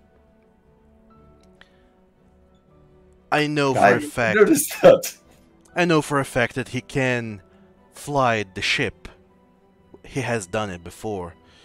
And I know also that the boys at the workshop, they are fixing the ship to be as ready at it as it'll ever be. I trust both of them, all of them, wholeheartedly. The only problem that I fear is this field test going somewhat awry, and the ship being stranded far from Mergen, from the Academy, in which case it would be stranded for a few days until the ship gets recharged. And, you know, in those days that you would be stranded in the middle of nowhere and the ship is being slowly recharged, you'd be out in the fields during a full moon night. And I can understand that. That is the worrisome part.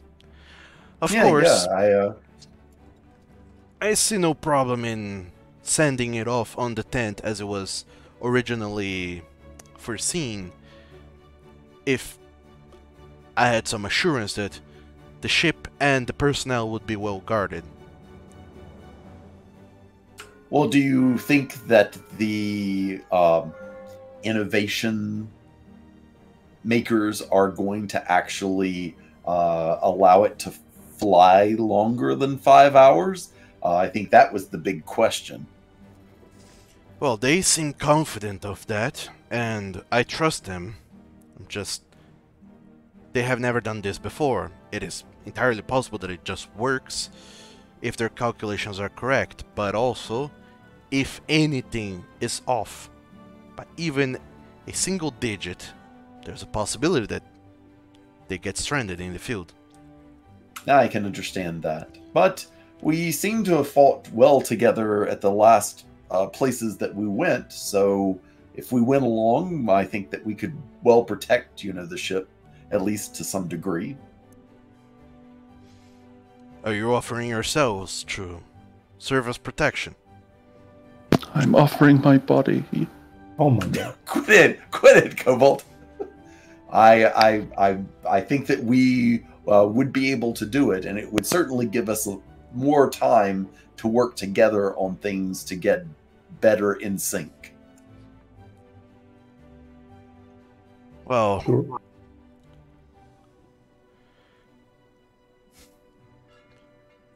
alright then. I suppose that... Well, I suppose that at this point I'm just second-guessing myself. You all seem sure of yourselves. The workshop people are sure of themselves as well. The pilot is doubly sure of himself. Alright, I'll let them know. I'll allow the ship to depart in the tent. Although I do expect you all to follow suit and protect it if anything goes awry.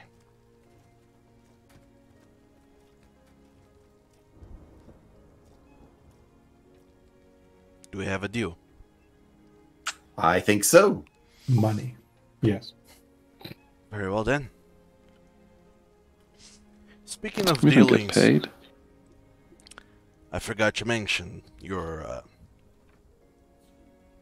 had previously paid off your next month of education before the incident, so, well, all of you are having a go at the academy this month, pretty much on what you have paid off.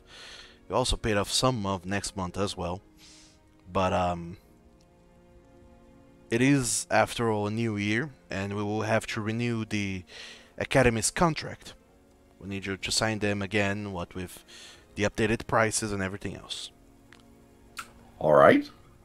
Although, I'll give you some moments of grace, some period for you all to get readjusted, make sure that this is indeed what you want to keep on doing, and after your exams we'll talk again about the contract, to see that you are going to continue your education here at the Novarcana.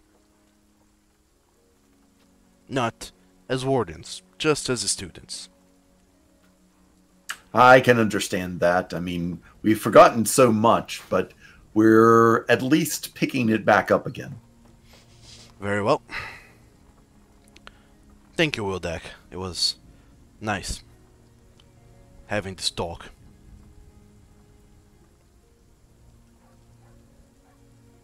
And Professor Jurgenod dismisses you from his office, and Yep.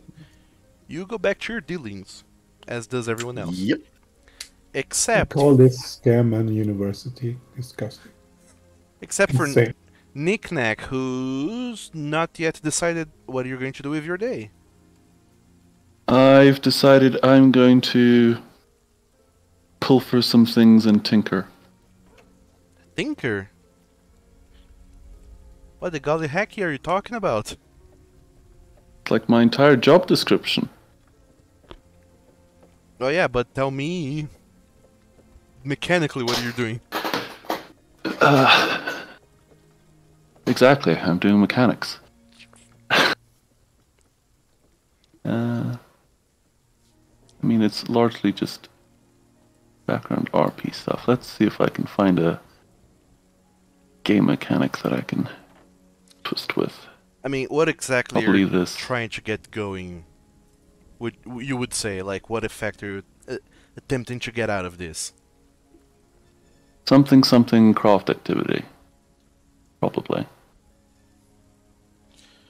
Well, basically... I suppose that what with it being first day, everyone's a little bit short-staffed. Everyone's kind of unsure of what the heck's going on.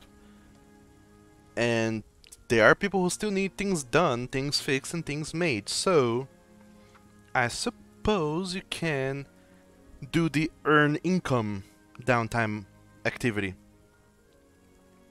Get some crafting on and get some money out of that.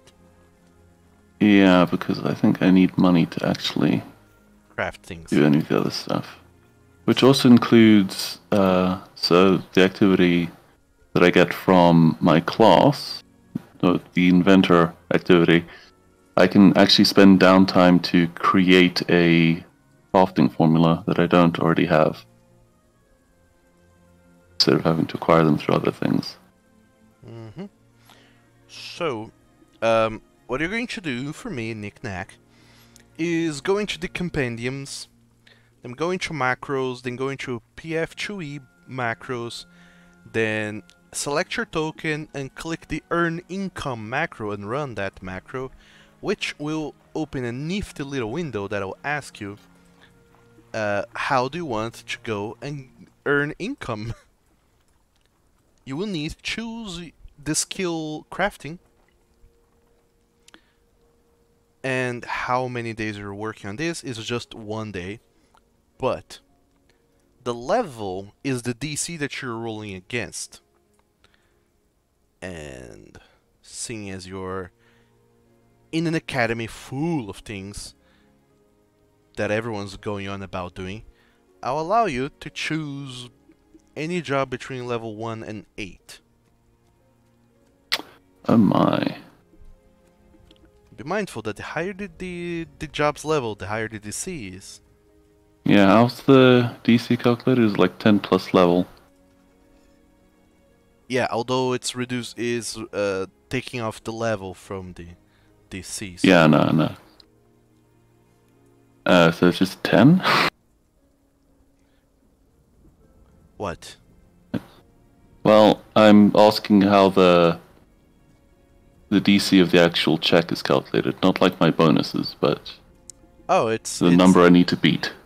is wild. It's base 14, but every 3 levels it goes up by 1. So Okay. level 0, 1, and 2 is 14, 3, 4, and 5 is 15, 6, 7, 8 is 16. But I see.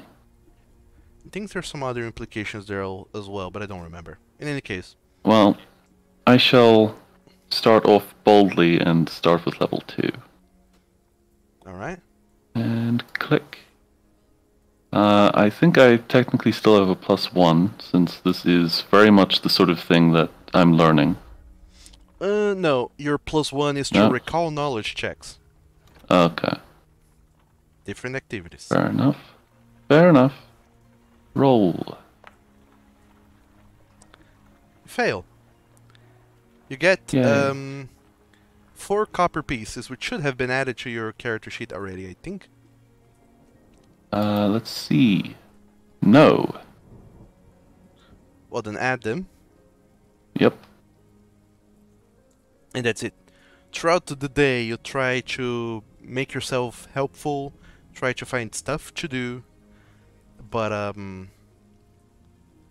most everyone is just really put off by just the discrepancy between what people said that you could do and what you can actually do. And everyone's kind of unsure if you're really pulling off a prank or what exactly you're doing, but they themselves get so distracted that hardly any work gets done. Oh no. And My that's pride that I don't have. And that's about it. All of you do your researches, you do your downtime activities, and that quickly the Sunday goes by, and we're back on the first useful day of the week, second day, which is class days again. Classes are back in, and I suppose your guys are going to do the 1-2 combo of class and research throughout the week. That would be Yes, it. sir. Alright, I guess. so if you're going to do that for the whole week until the 10th, when is the inaugural day, we're going to go off with 4 days of that nonsense going on. So yeah. You guys can go ahead and give me 3 recall knowledge checks. That would be Arcana or Nature for the research. Actually, let's go one by one, just so it's easier to keep track of the nonsense. So, All right. Wildak, sure. Go on and give me 3 of those checks, Arcana or Nature.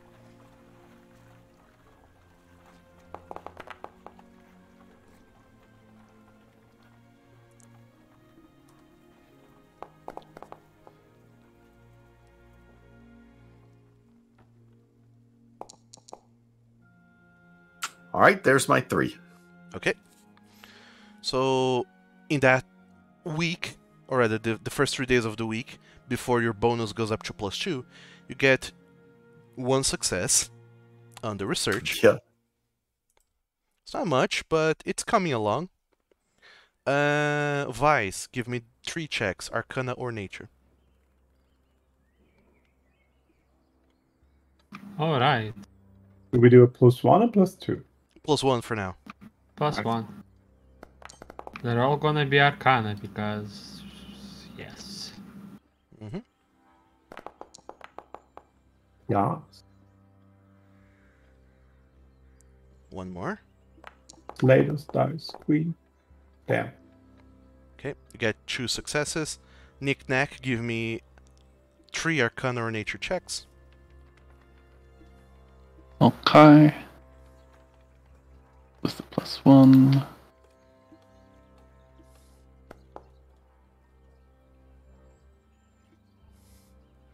The first One. is a failure. That's a Ooh. critical success. You get 2 research points instead. And that is going to be a failure. Just because the DC has gone back up to 13. Which was 11 before. Failed to mention that. Was it? No, it was higher. Yeah, no, I'm I crazy. think it was high. It was it's back to 14 now. Yeah. I'm losing my mind. Oh Do no. more starting. I should do more Our starting. DM is inverting. Help. So, Lex, give me 3 Arcana or Nature checks. Just how much research will get done. Oh, There you go. hello. Yeah, just do that again a few more times. You make it sound easy. Isn't it? It is. It is easy. Just roll high. It doesn't require any effort on your part. True. Just luck. Didn't think of this yet. So you guys get quite a lot of progress done in this week. You all get 26 experience points just from the breakthroughs in the research and also the days you spent in class. Your bonus now goes up to +2 for your recall knowledge checks, and you learn more things about these gosh dang fire-breathing monkeys. You learn now, with research level 2, the creature's traits, senses, languages, and speeds. You learn that the speed of this creature is 35. Both versions. Which means it's faster than you all. But slower than my mount.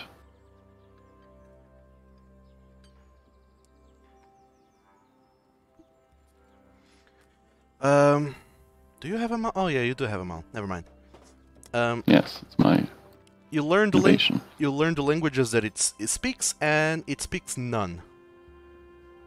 No Makes languages sense. whatsoever. You learn its senses. It can see in the dark, and it has. It can also tell where you are by scent. So even without vision, it can still kind of find you if you were to hide, unless you were to also superbly distract it. You learn its traits, and the traits is where things really come in for you guys. The creature has the following traits: Beast, Titan, Fire, Evil, and Chaotic. Oh. Chaotic evil monkey. Bad monkey. Too powerful. Must be stopped. Wheel deck. You recall something about evil creatures, as Okay. all of this breakthrough is coming true, and evil creatures are usually not fan of good aligned damage, and chaotic creatures are not huge fans of lawful aligned damage. All right. So lawful good damage would be a double whammy for this thing. Pretty much, yeah. If you can manage that. So I'm imagining for mechanics purposes, good damage is positive energy. No, good damage is good damage, and positive energy is positive energy. They're different things. It's yeah. The So one what is good damage? that is aligned damage, pretty much. So aligned damage works in a weird way in Pathfinder 2nd Edition. Some Alright. things, some spells and feats and things can allow you to give your weapon or the damage that you're dealing alignment. So on top of the regular damage deal, you also deal some aligned damage. And aligned damage only applies to a creature that is of the opposite alignment. So if you're going to deal good damage, only evil creatures are going to suffer damage from that. If the creature is good or neutral, they won't suffer any of the good damage, just the other regular damage.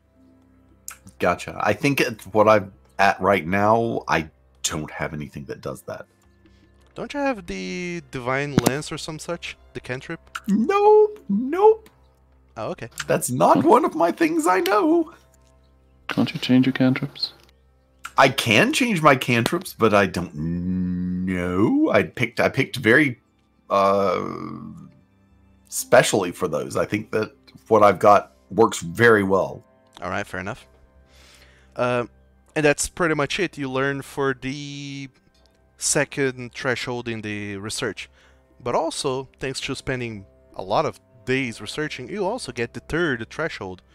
You learn the creature's immunities, resistances, damage types, and damage averages. So, the creature, the fire-breathing monkey, is immune to precision damage. Mostly because it's gigantic and it would take an actual, you know, an antenna pretty much to pierce it deep enough to hit any vital organ. Does that mean it's immune to crits in this version as well? It's immune to precision damage, which is not critical damage. Okay. I think it used to be critical damage, maybe, in first edition. I don't remember. I want to know because mechanic reasons. You learn that it has no resistances whatsoever, and you learn that it, well, apparently, according to the reports we've been getting from some people and the cross-referencing that you have been done with similar-looking things that you have encountered in the books and the research, monkeys do the punches. Punches do bludgeoning damage. But it's also fire-breathing monkey, which means it also does a bite attack. The bite attack is deals piercing damage, but also deals fire and evil damage.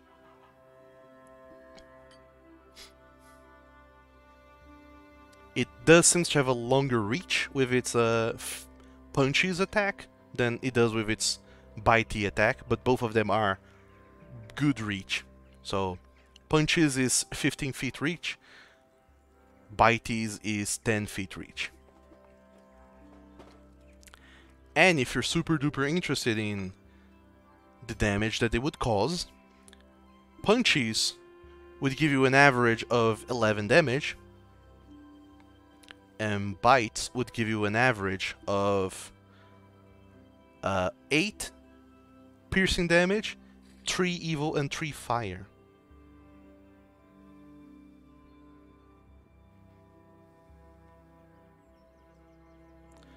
Which means you get an average idea of how much damage they would deal to you if they were to punch you or bite you. That's Don't a get lot. hit. Got it. Yeah. Yeah, pretty much. So with this third threshold of research, that's what you learn. There is more to learn, but at this point you know quite a lot about these creatures, I would say. Time to smash. Not quite, young grasshopper. Oh,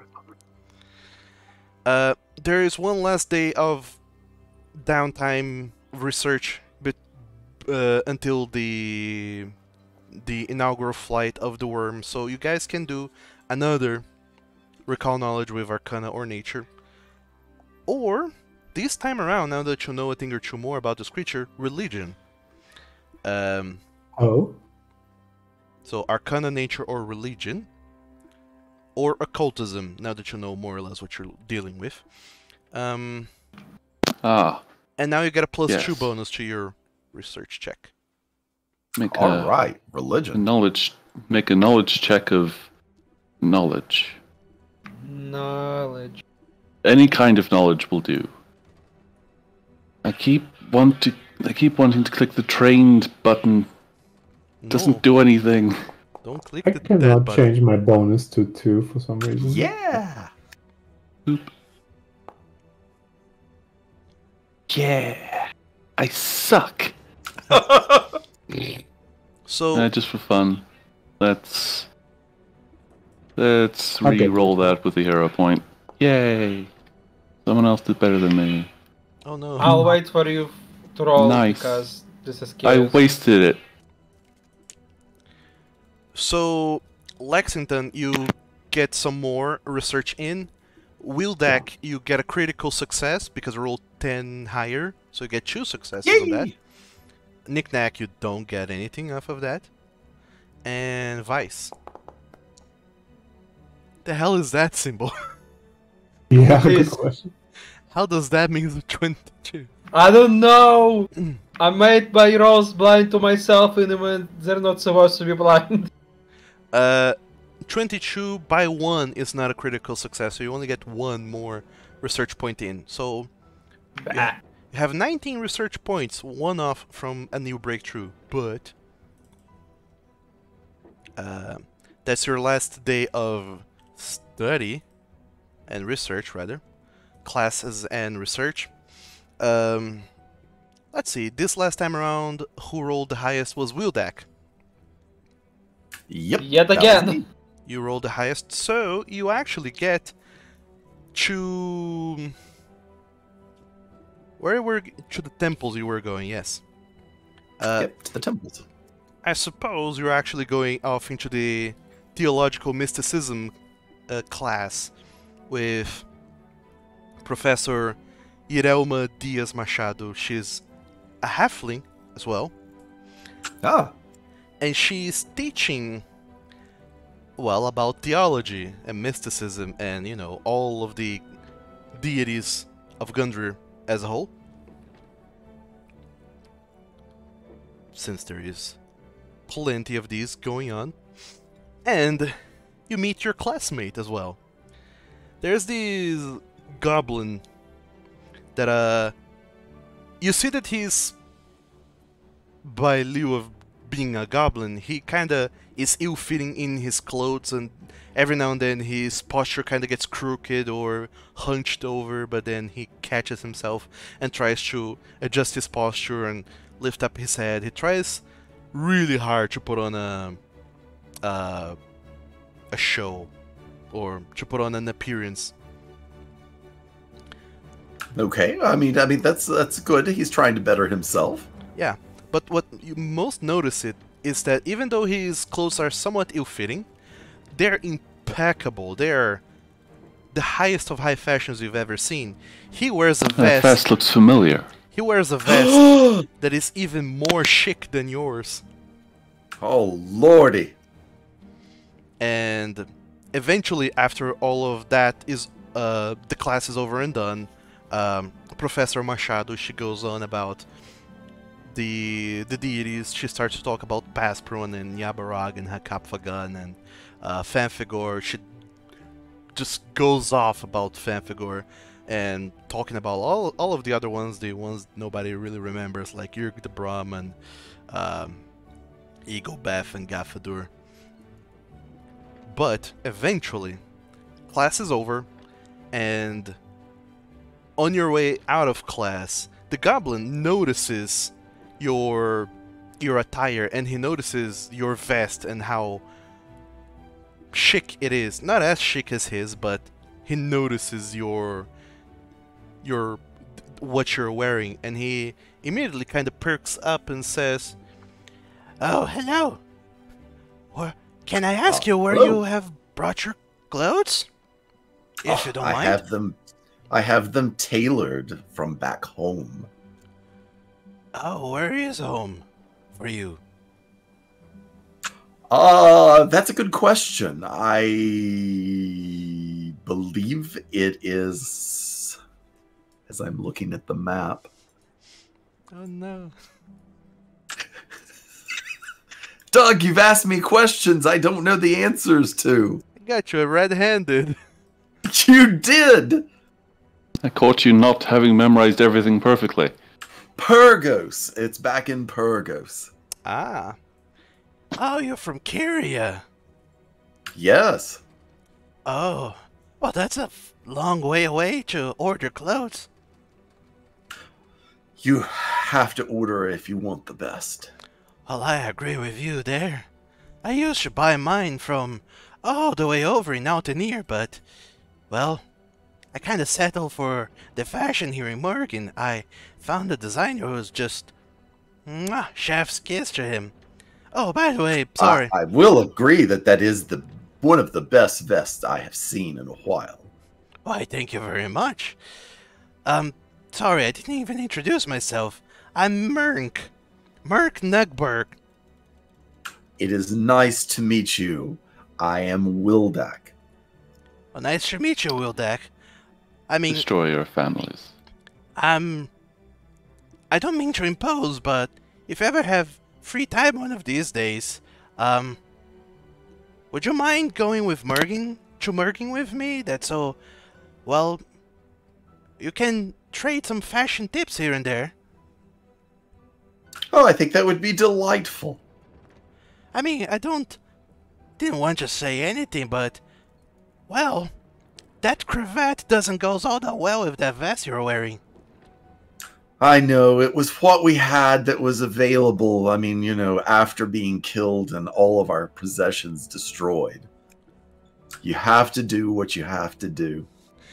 Did you just one-up someone who just told you that your clothes is shit? Yes! His face is just blank. He absolutely does not understand what you're saying. Ah, Oh, well, we were dead 2 weeks ago. It was a fight with a titan. huh.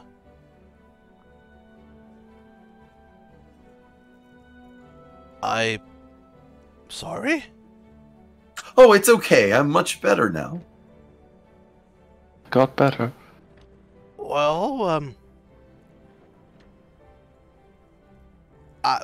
I apologize for what I have said, but, well, if you Oh, died... no, that does not go well. I agree wholeheartedly.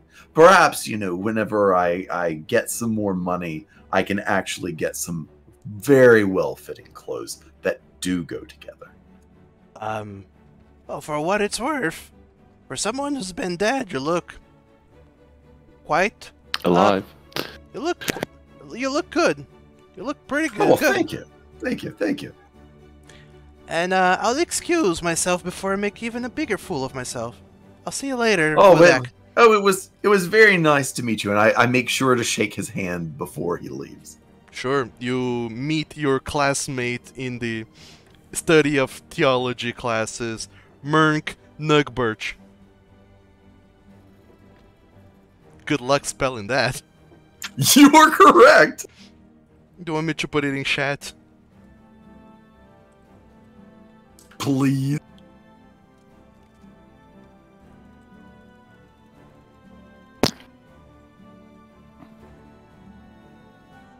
So there you go. Mernk Nugbirch, the goblin. Got it. Okay. So, all of you take a whole week of classes back and forth, and it's all... you're starting to get into the rhythm of the academia, and somewhere in your bones, it feels familiar. You know that you've done this for a whole year, or people have told you that you have done that for a whole year, but being in it now, doing that, day after day, it feels more natural. You feel like all of those things that you're being taught about, all of those things that you're learning, that they're tucked away somewhere deep within your mind, but all of this sounds familiar, which helps you a lot with keeping up with classes. Yeah. Doesn't take long before you guys start outshining your classmates in all facets of studies and classes. So, all of you, at the end of the week, wake up with this big knowledge, this realization that, oh boy, 6 days here already, and today is the day of the inaugural flight of the Wyrm. We need to get to the workshop. And Doug, I have updated my spell list, and I pulled in Divine Lance. Because, well, you just might need it. There you go. I mean, you will need it when you go fight the fire-breathing monkeys whenever you decide to go and do that. Yes. But, for now, you're good as is, I suppose. Yep. So, all of you go to the workshop in the morning of the 10th day of Hakan. As you make your way to the workshop, there's just a bunch of people already gathered there, even these early in the morning. It's 8 nothing, it's slightly past breakfast time, and there's just a bunch of people there. Everyone's gathered up to see what the hell is the Wyrm project that everyone's been talking about non-stop. And you see that over the course of this week, word has gotten out, and word has been severely misconstrued into the Wyrm project being some kind of gigantic ship the size of the whole workshop building that is going to fly off and take hundreds of people with it towards a voyage across the continent. But no, everyone is kind of dismayed when they start rolling out into a big contraption, the Wyrm. And you see that it's a fairly large ship, but not nearly as large as the stories that people have been telling themselves made it sound. It's, for better or worse, a sloop. And a sloop, My God. is a 30 feet lengthwise, 15 feet beam-wise or width-wise, 10 feet high ship. It's pretty dang big, but still not that huge. But still, they pull out the Wyrm, and all of you see that it looks like a ship. It's straight up just a ship that they have pulled out here. Until they start to make some of the preparations, and they start pulling down some of the sails, and you see that even without any kind of spells to aid you, you can see and tell that the sails are in some way, shape, or form enchanted.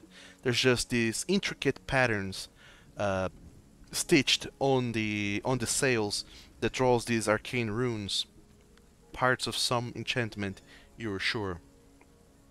Not entirely sure what exactly they do, but as it is, but you can tell that people have spent a lot of time enchanting the ever-living shit out of this ship. And eventually, some people start going into the ship. None of your professors, curiously enough, but the people that do go in is the pilot, Maldin Gundhr, the elf, one of your classmates, Knick-Knack, that you didn't get the chance to meet yet. Gosh, if only the random dice had rolled in my favor. If only. You do know for a fact, you have been paying slight attention in your workshop class. You do know that there's two classmates in there. One is a female half-elf, and she's just an absolute gremlin. And this is what I wrote on my notes a week ago. She's an absolute gremlin. Going for goblin. Beautiful. Ah, yes. And The goblin is going full elf mode, and the elf is going full goblin mode. Let's go. gremlin, it's different. And your other classmate is a male orc. And between the two of them, the male orc is actually more poised. He has a better posture, and he just presents himself in public better. The female half-elf, she looks just straight up like Dr. Octopus from Spider-Man Into the Spider-Verse. She's... Oh no. Yeah, she's just gremlin.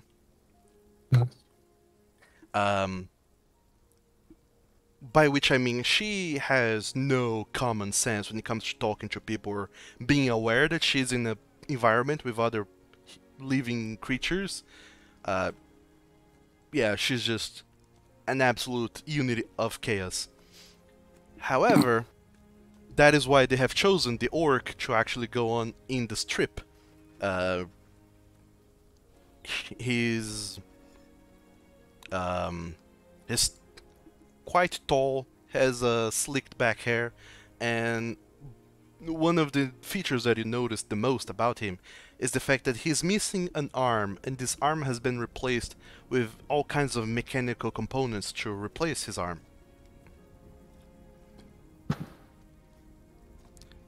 Well then. And ever since the first day of class, he's been making jokes about his condition non-stop. And even You though need an arm? I couldn't hurt a fly. I'm armless. pretty much that, he's been making those kinds of jokes ever since the first day, and sometimes they get a little bit too raunchy, and you're not entirely sure if you should be laughing, if it's morally okay to laugh, but he's laughing about it himself, so eventually people started to ease up to that, but not you. It's only been a week. You're not entirely sure you're up with his shenanigans. But in any case, he goes up into the ship as well, and some other people start going into the ship, and you're not entirely sure who they are.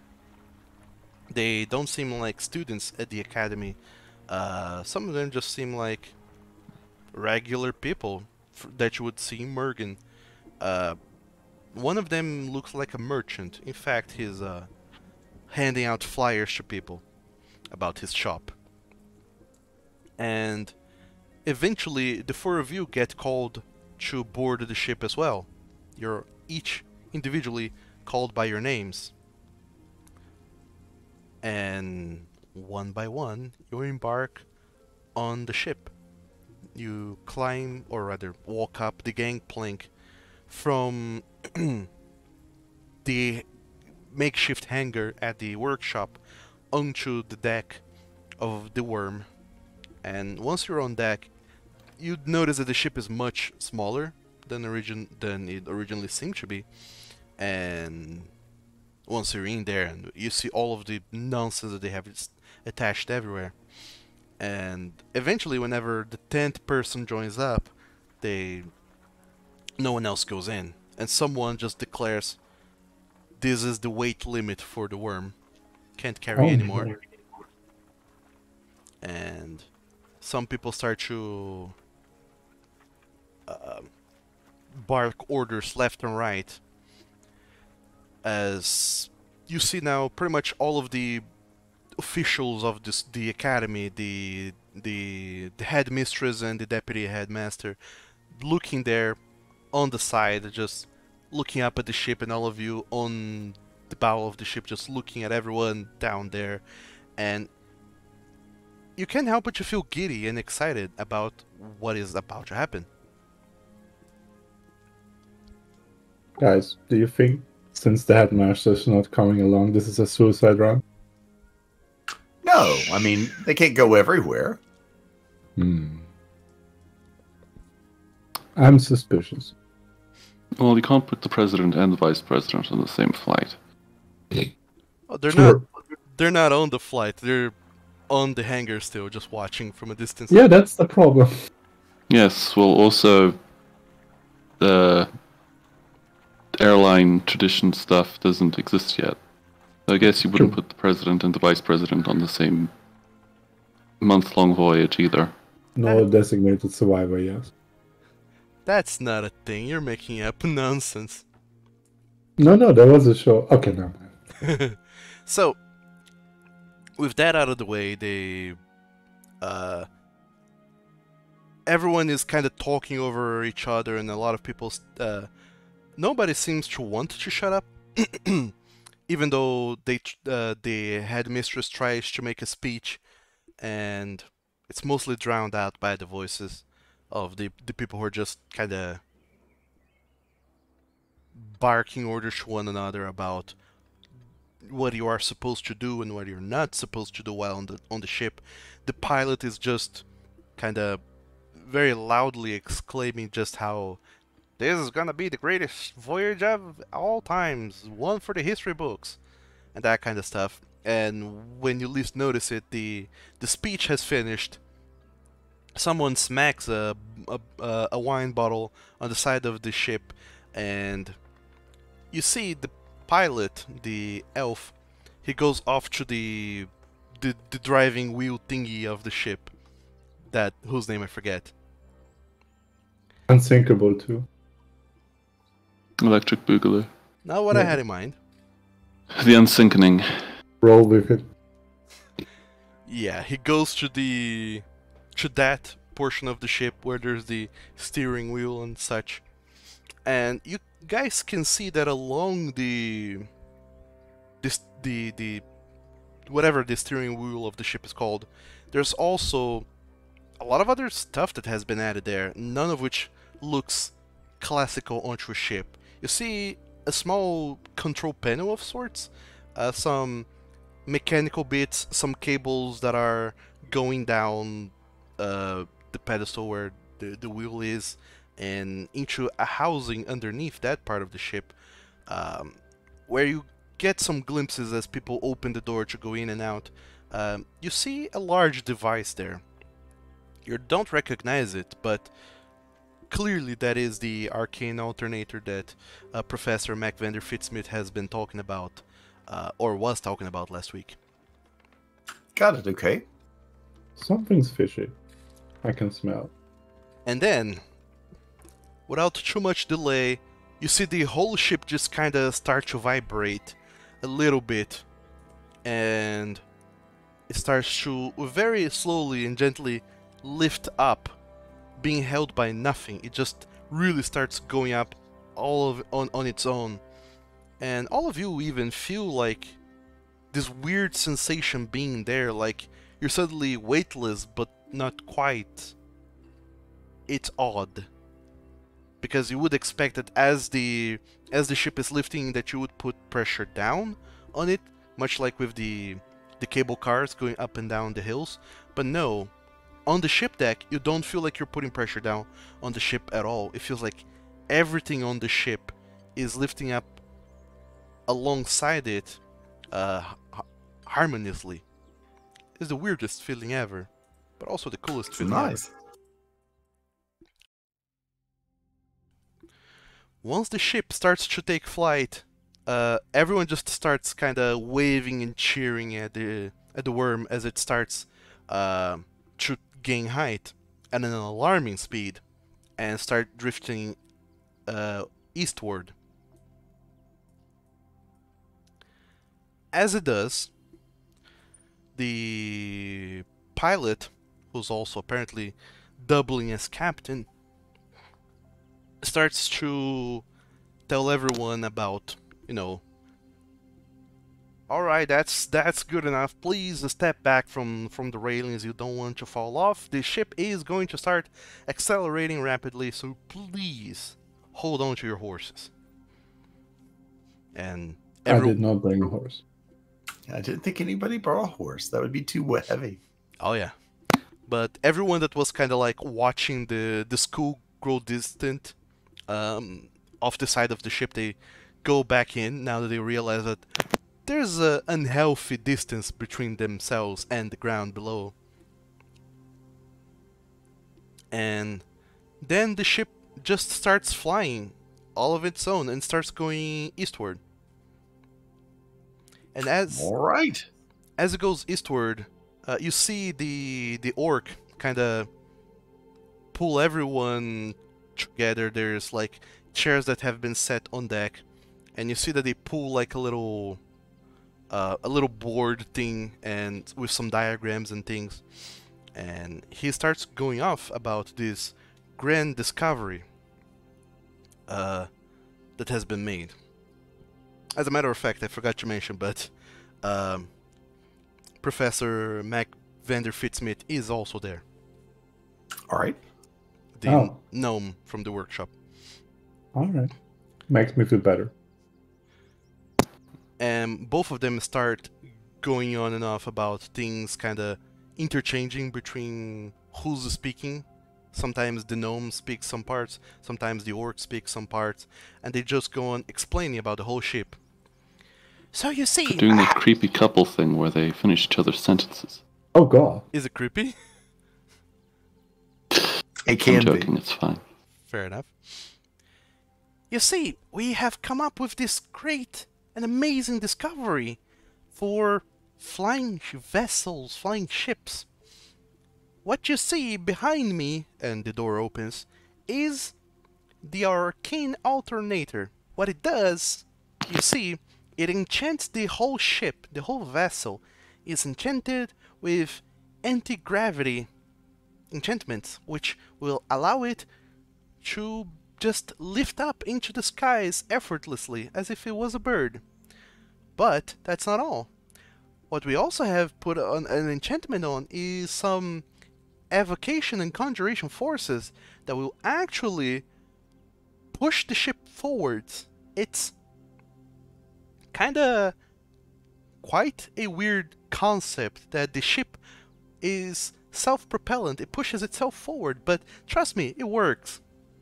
And the orc starts going on as well. The way in which we manage to get this all to work is by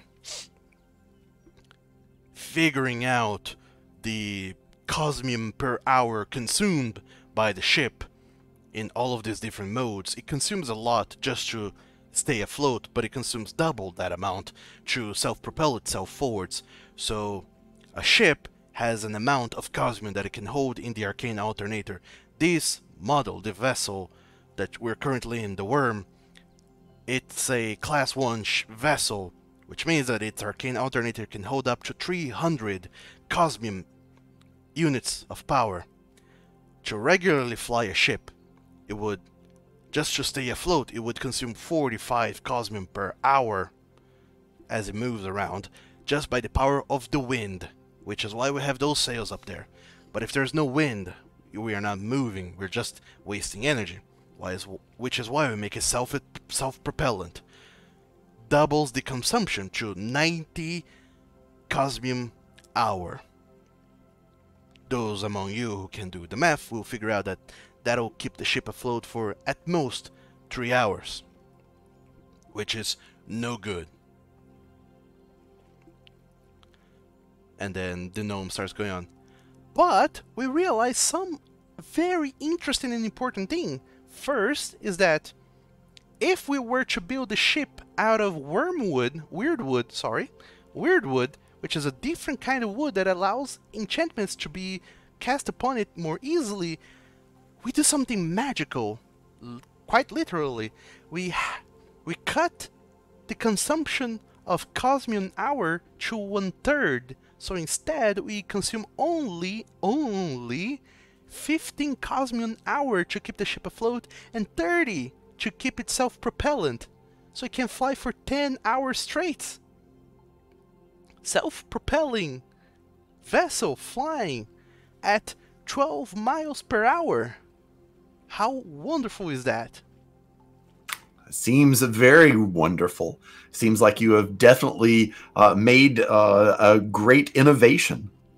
I have a feeling you're going to tell us about a great investment opportunity. I'm not buying anything. Sorry. Well, I mean, we can't quite start building these ships to sell because acquiring the weirdwood is rather expensive and just complicated matter altogether. But even then, even if you have the weirdwood, acquiring costs more, with which we build the arcane alternator, is even rarer. So getting both of those things, those two components, is so rare and cost prohibitive that, well, hold on to your horses, to your seats, but to build a vessel, another vessel like the Wyrm, would cost us, at the Academy, 1,575 gold pieces. Whereas a regular vessel like this, were it not made to be flying or made out of weirwood, would cost only 450 gold pieces. The cost to make this ship more than doubles.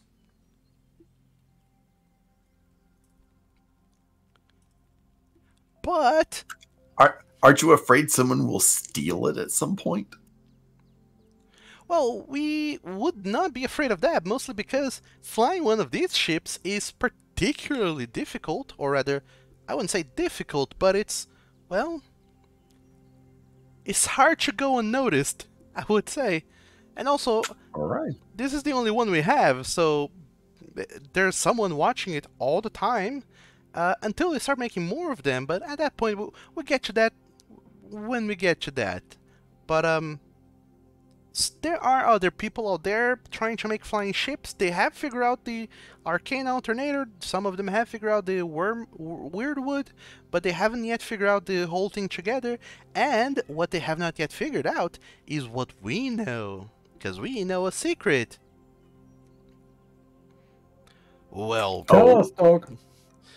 this secret is not quite secret. It's something that has been known for a while, but, well, we never found a way to properly exploit it before. You see, we are currently flying eastward, and it's not randomly. There's a reason why we're flying in this direction. You see, there's something that we can't quite see that exists in the air above us all. Those are ley lines. If we fly following a ley line, the ship actually recharges itself as it flies.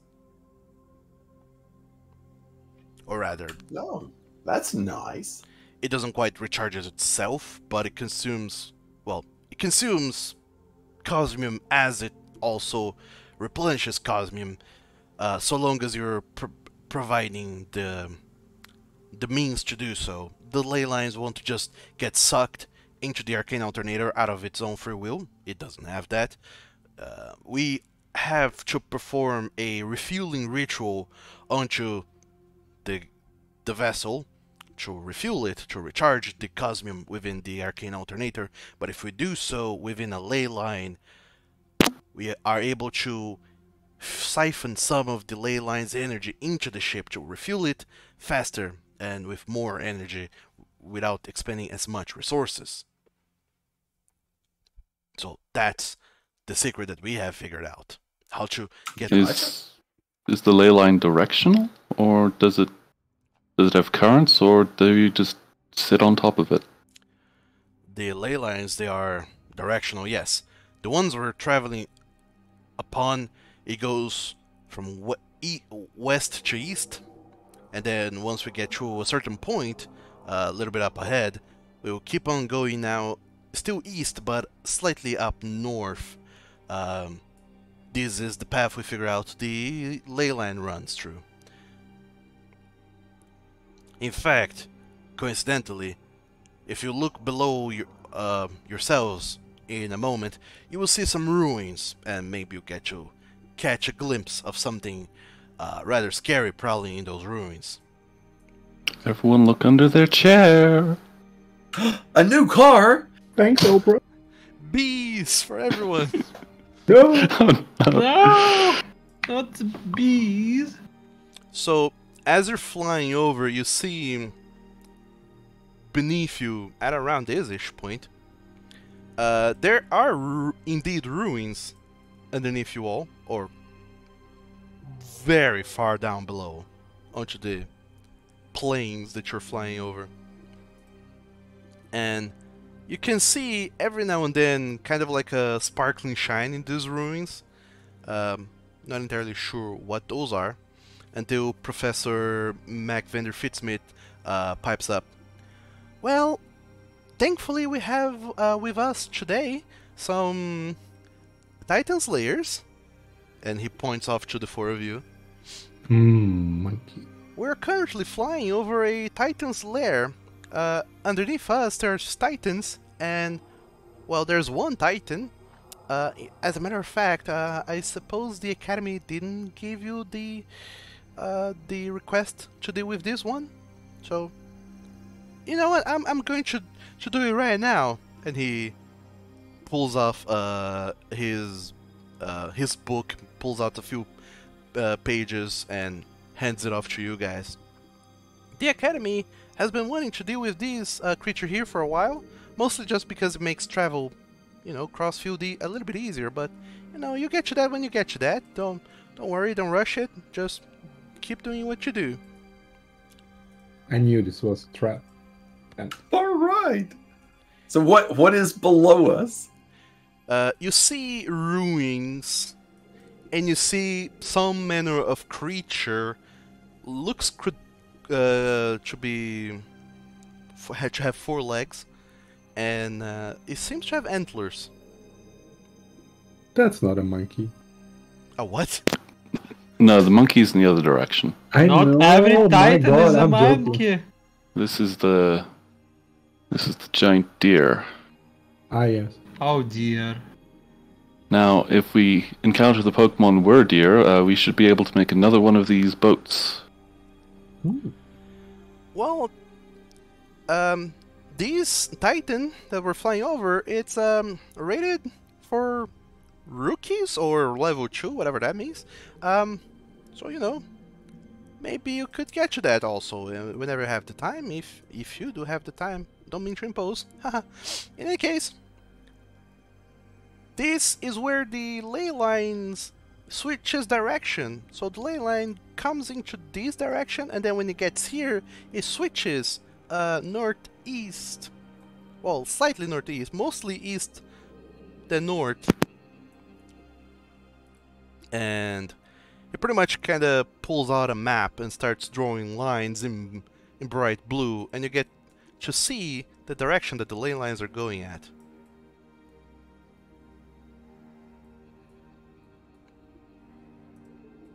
So, when we get to the end of this ley line, that's where we're actually making our stop. Mostly to refuel, and also because there's a tower nearby that we want to look into. By the way, we need to talk about the refueling, but that's kind of boring details. Pretty much, we just need spellcasters to discharge their spell power into the arcane alternator to charge it. And if, like I said, if we're actually, like Grangak said, if we're on top of a ley line or onto a ley line, then the charging happens faster. So that's, interesting. Yeah. At which point the scenery below you all is going rapidly fast.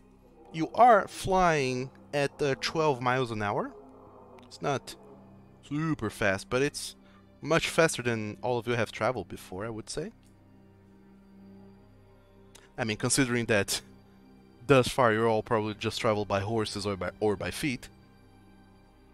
So 12 miles an hour is rather expedient for this size of this vessel and the path that you're taking, which is through the sky and through the clouds. But pretty much for every hour that goes by, you travel 12 miles. So after some 6 hours of traveling and just getting all kinds of exposition about the ins and outs and the workings of the Wyrm, you get to more or less the place where you're getting at. Or originally we're going to go to, according to those funny fellows. So we're not jumping out of the ship with parachutes and going down on the tide. No, okay. No. And we see the tower. There it is. They did say that we could do it at our own pace. I know. Well, we are not kidnapping damsels and taking them up skyscrapers. We are going to be landing the ship not super close to the tower. Like it or not, we would prefer to, avoid it with the ship, seeing as, flying the ship too close to the surface is rather dangerous, and colliding it against anything could damage the tower, the ship, could damage everything, and we don't want that going on. So, yeah, we're just going to softly and gently land this ship slightly farther away. Also, there's a second site we want to look into. But we'll get to that when we get to that. And they all start landing the ship slowly but surely. At which point, when the ship finally lands there, kinda in a clearing in this forest area that you find yourselves at, you see that the pilot is super skillful in landing the ship, making sure that nothing weird goes off, or just absolutely borks in the whole landing sequence that the ship is doing. And they put down the gangplank, and Professor MacVander Fitzsmith and the pilot, the elf, they get down, and they call you to follow along with them. All right. Yep. I get up beside the pilot and I said, "Looks like we made it. So the ship was easily able to travel the 5 hours." Oh yeah, absolutely. And I mean, I'm still kind of trying to wrap my head around how to go about reading how much fuel there is left, or how much, what is it, cosmium there is left. But there does seems to be enough to make a trip back to the academy. No problemo. Check the arcane fuel gauge. Something like that, yeah. I forget the name they gave to it, but yeah, arcane fuel gauge sounds much better. The dingle hopper. No, wait, that's a fork. So Professor MacVander Fitzsmith leads you into another area of the forest, rather close by even. And whenever you get there, you see that there's just a large chunk of rock there, like massive boulder in an area. And he points out, believe you me, but we are in a Titan lair.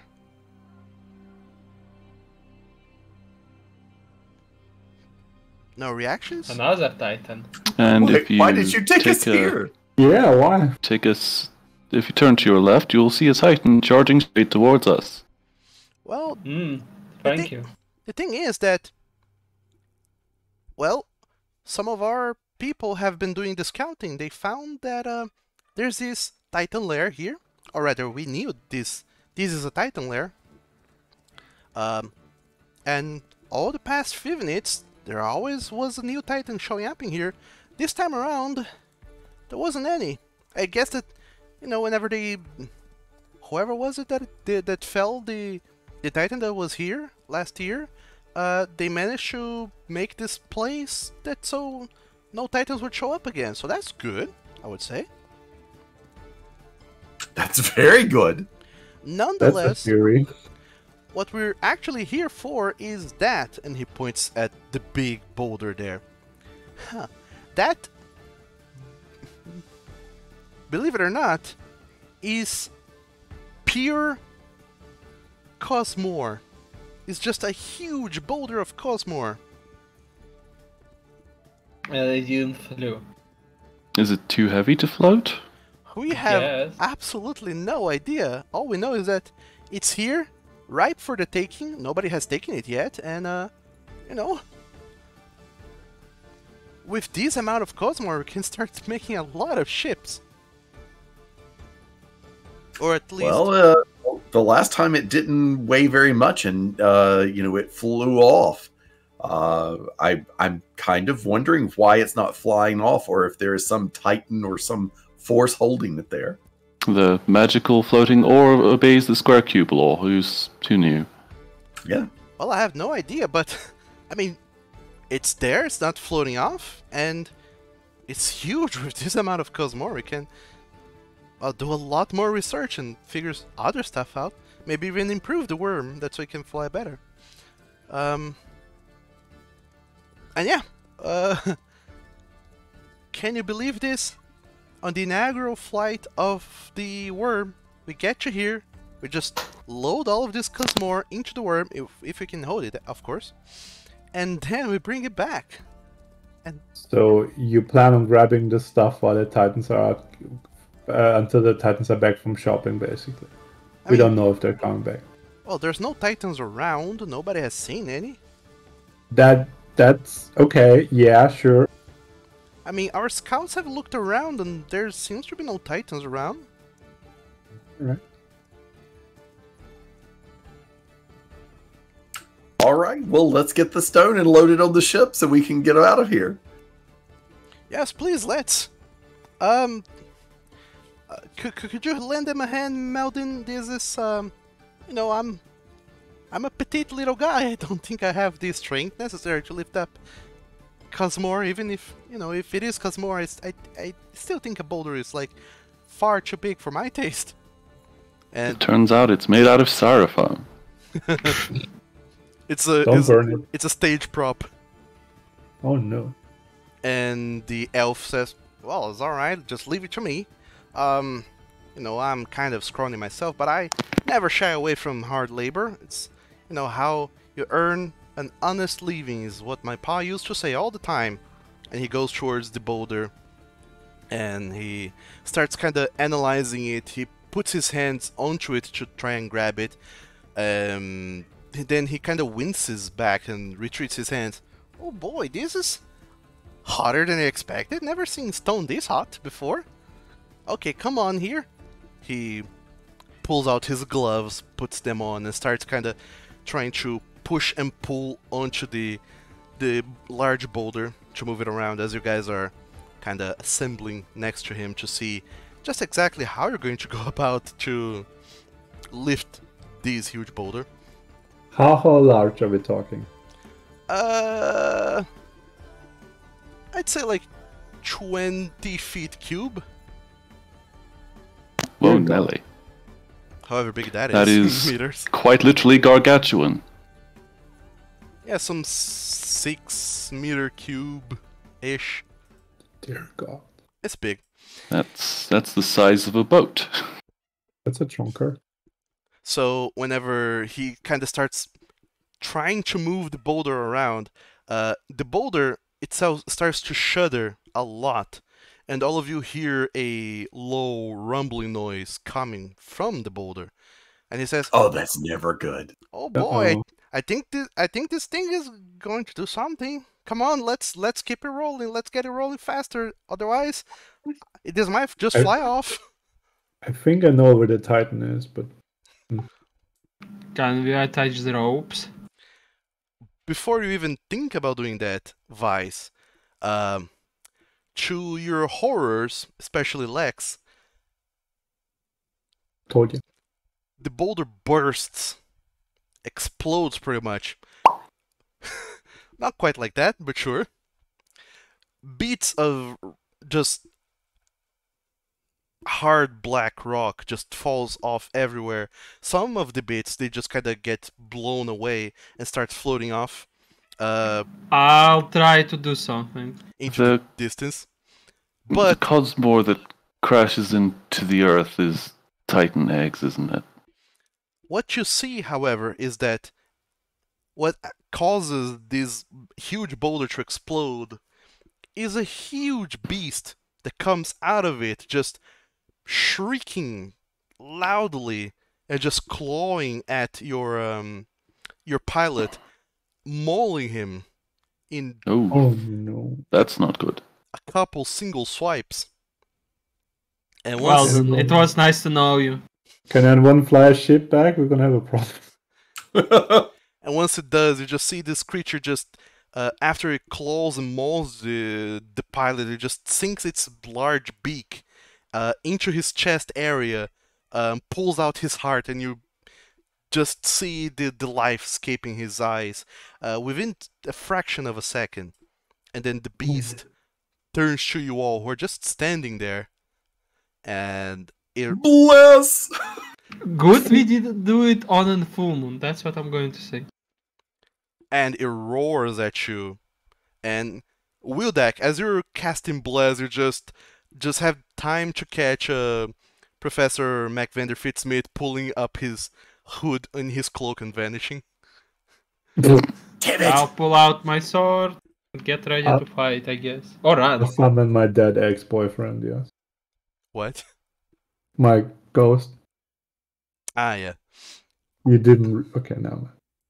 Sorry, I forgot. It's okay. So, And I said that out loud, and that was the in-character reaction of everyone. Ah, yeah, that's fair. Is that an owlbear? shh. No, it's a Titan. Don't know. I mean, sorry. I'm calling this titan an owlbear. I don't know A why. bear owl. And A bad that owl, thing, yes. Maybe. Hmm? Bearbjord. Here you go. You're so sassy, all of you. In any case, I suppose you all need to go and please roll me some initiatives. I'd call it a baird, but when I write it down, I get the word beard for some reason. What? Because And that's what happens. this. I think it's Nice. loading. Okay. It's a good thing I got Bless off! Yep, you can put it around you.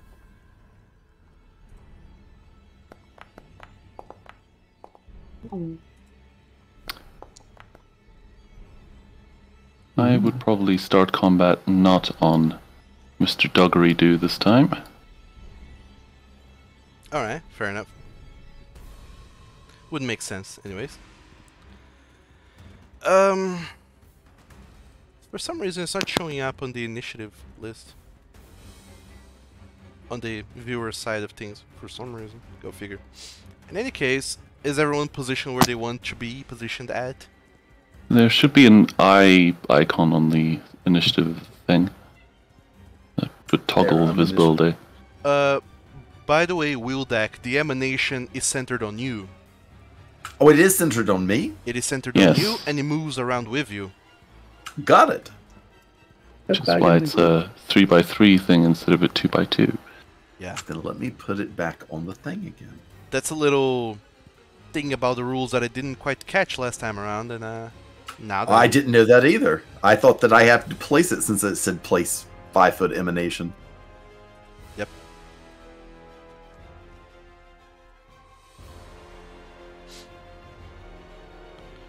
So have you all chosen your positions?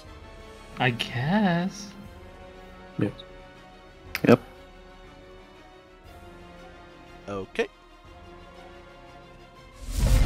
So we begin. Oh no. We're in danger.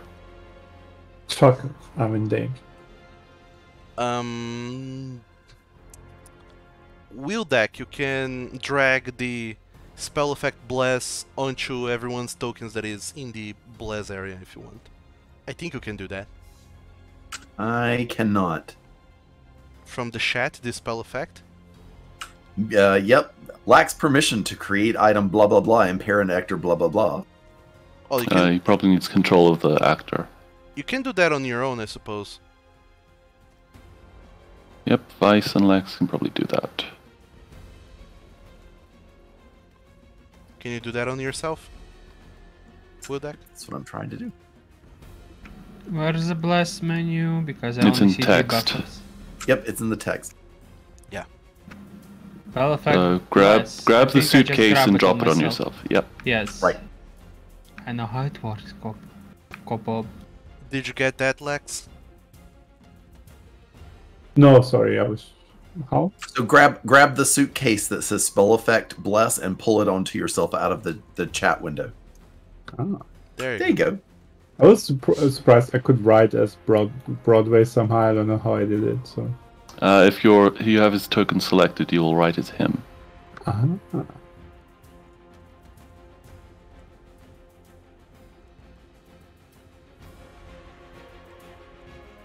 So the Titan is going to jump down from whereupon it is. Down here. Actually, Hello. here. Because actually no, yeah, it can stay on slanted terrain. Why not? It's Lord. You can do whatever the absolute heck it wants to do. It's going to use its screeching advance maneuver. So what it's actually doing as part of that is the blood-curdling screech. So I need every one of you to go ahead and give me a DC 14 will. So just select your tokens and click on the DC 14 will on chat to roll the will saving throw.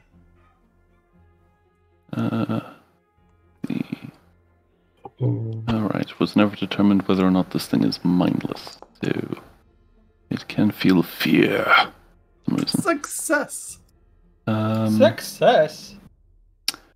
I'm Okay, confused. so- Where else did I see it in chat? Click the will save brain. In the Ah. in the blood-curdling screech thing. Oh no. I'm done. All right.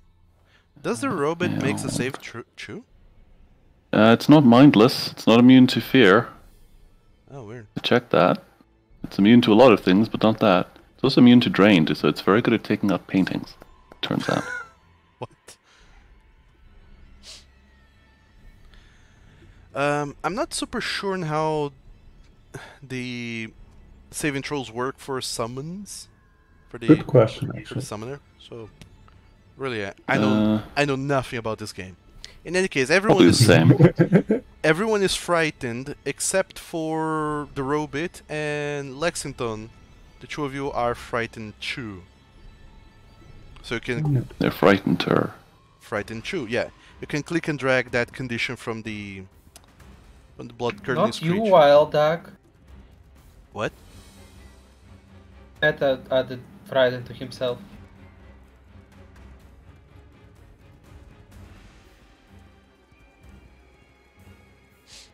Did we add? Hold on, I'm confused. You succeeded, yeah. so you get Frightened 1. Alright. And if you fail, you get frightened too. Yeah. And if you critically fail, you are fleeing for 1 round and Frightened 3. So you will not like to find out that becoming frightened lowers all of your DCs by the frightened amount, and armor class is a DC. So the Titan is going to attack Broadway Oh no. with its beak attack. It pecks at it. I peck at thee. Tries to peck at it. Impeccable. And hits with a 23. So Broadway / Lex, you suffer 7 points of damage. Oh no. Because I suppose that's how summoners work again. Yeah, shared life pool and all. And that's the right. creature's turn. Vice, you're up. Yes, that's me. What are you doing? Well, I'm casting Mage Mirror, not Mirror, armor on myself because fuck this. Fair enough. And then I have one thing I can do, and it's slash at this thing if I can reach it. Ah, I can reach it. Yes, good. Yeah, it's adjacent to you. Here we go. I didn't select my target. I'm stupid. It's alright. Let me see. A 19 will hit, so you can roll for your damage. It's this. Alright. It takes 6 points of damage. And as I read it right, my frightened goes away because it's the end of my turn. The what goes away? Oh, the frightened. Frightened. Huzzah, I'm not scared anymore. I have armor. Fair enough. You drag the mage armor's effect on yourself. Yeah, there you go. I did it, yes. Okay, that's your turn. Knick-knack, you're up. Okay. So, I'm going to do something incredibly silly, and I'm going to have my... Well, okay, so I'm going to use my first action to command Rusty to do stuff. I will use one of my actions to put my gun and my companion into overdrive. Mm-hmm. So, Oh yeah, get you to both with one single action, yeah. yep. So I think that's a... I think I can just trap... Okay, I need to do a crafting check with... I don't know what a standard DC for my level is. 14. Okay. How dare it say that? By the way, if you click the overdrive action to put it into chat, or you can just open it and click on the crafting icon there from the description of your skill. The little dice. Yeah, and so the crafting. let's do that. Problem is it does that. Oh, not that one, the other one. The one in your actions tab. Oh, okay.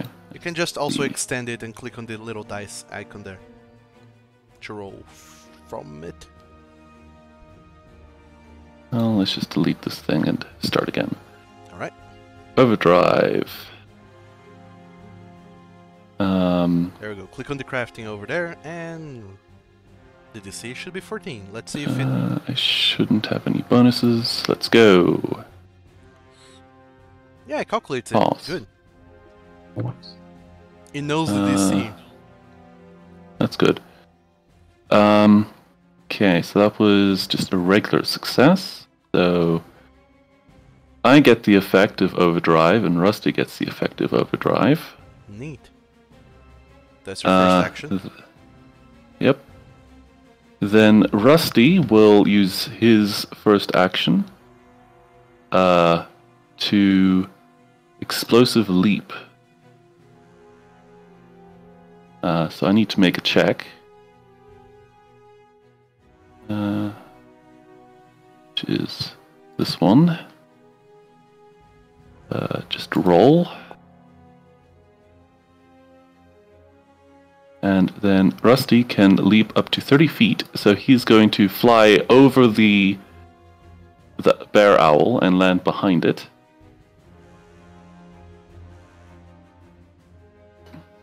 Into flanking position with eyes. Yep. Then Rusty will...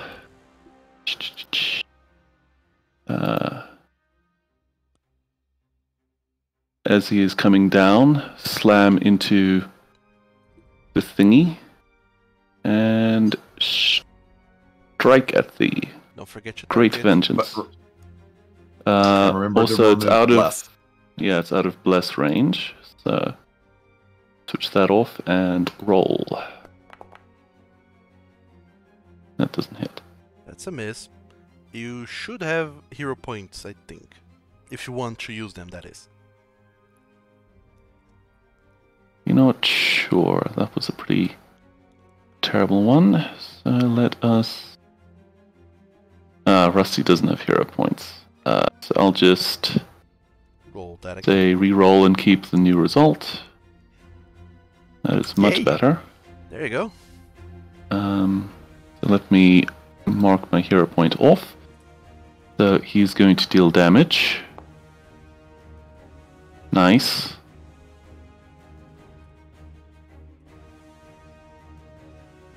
What? Why does overdrive deal minus... What? What? Overdrive should not be reducing his damage. Yeah, that sounds off. Like the exact opposite of what it should be doing. There... Are you sure it didn't Just- cast underdrive? Overdrive... Oh, it's because your robot's intelligence modifier is -4. Ah, That's what Okay. it's doing, quote unquote. So what it should actually be doing is increasing that by 4, not reducing it by 4 or 2 or whatever. So how? So that should be 1d8 plus 7, so 8 damage. Alright. You cause 8 damage of bludgeoning to it. Yep. I believe that's correct. And then, yeah.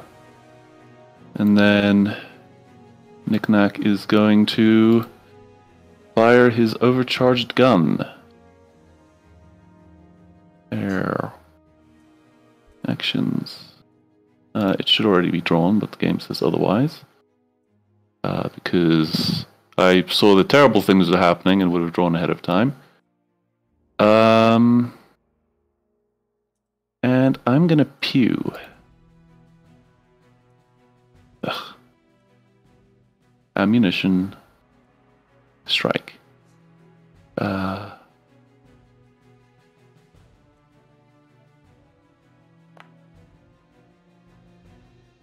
There you go, you hit. Yay. And roll for damage. 7 piercing. Nice overdrive plus 2. Oh, is it half my intelligence modifier? Yep.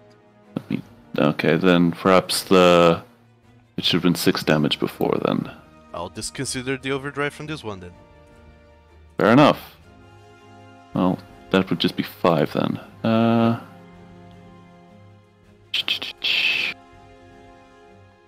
So I'm not entirely sure why this is a thing that is going on a side note.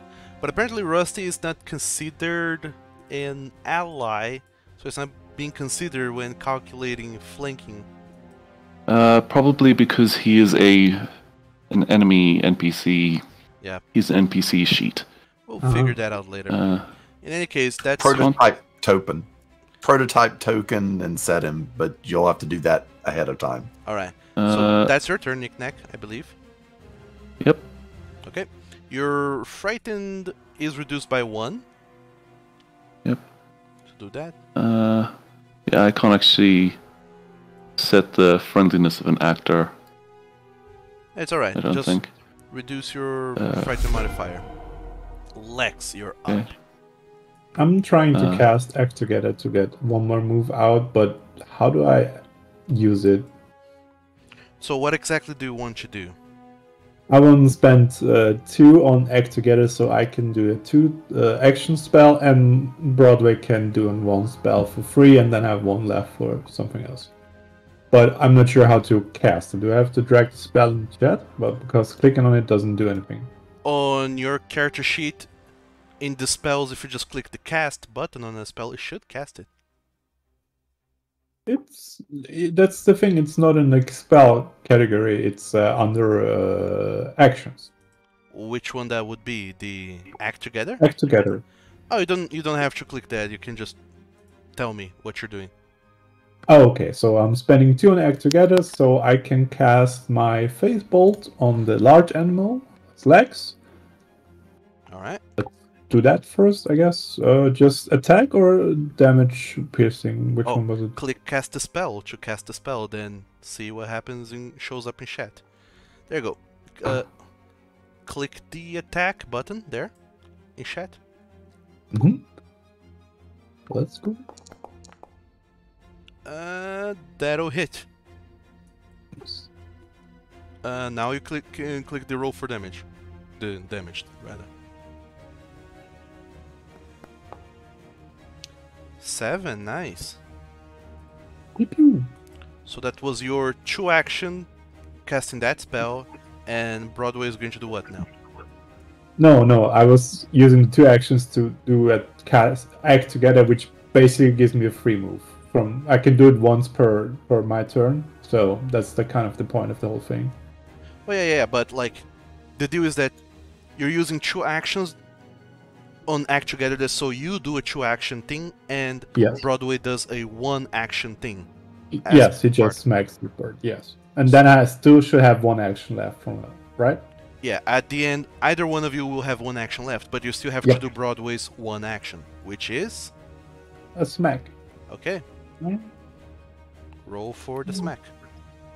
Attack melee, right? Yes, primary.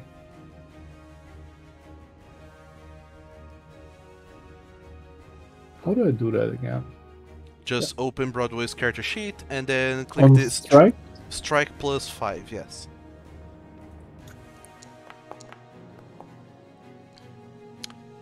But that'll miss, unfortunately. Alright. And I'll cast as my last action do the Protect Champion spell on my pet. Alright. Protect companion on to Broadway. I need to target him, yes. No, you don't need to target, you just need to drag the spell effect onto him for this one. Oh, okay. To go off. So yeah, there you go. You spend your 3 actions, and that's your turn. Now we're reduce your frightened by 1, and it's Wildak's turn. So I use 1 action and update Bless. So now it's 10.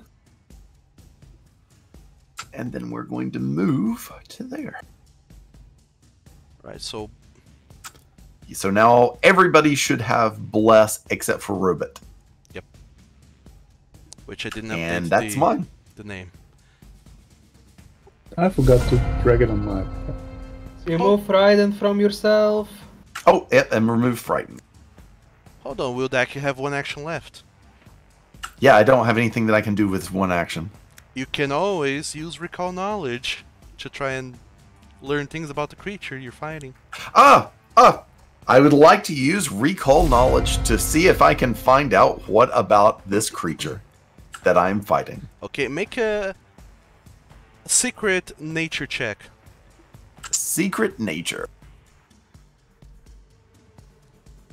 Make a what about this creature check. And I get the +1, right? +2. You've been in school for long enough that you get a +2 now. There we go. Alright. You learn absolutely nothing. This creature just That's what I thought. burst out of nowhere. You're still kind of sort of rearing back from just the screech that it did that did you a hacking big frighten. You're still coming back to your senses, and you're not entirely sure what's up with this creature other than it killed your pilot and now wants to kill you all.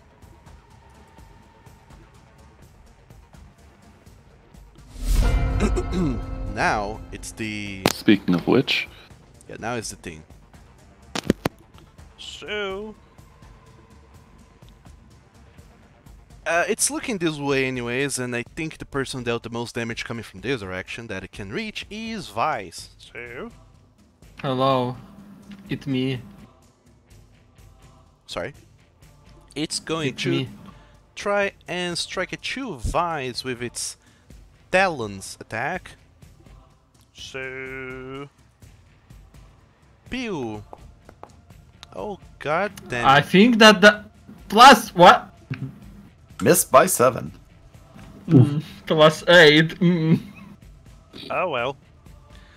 It'll try again, cause why not? I mean, it's a large creature, so of course it has +6 strength. Probably.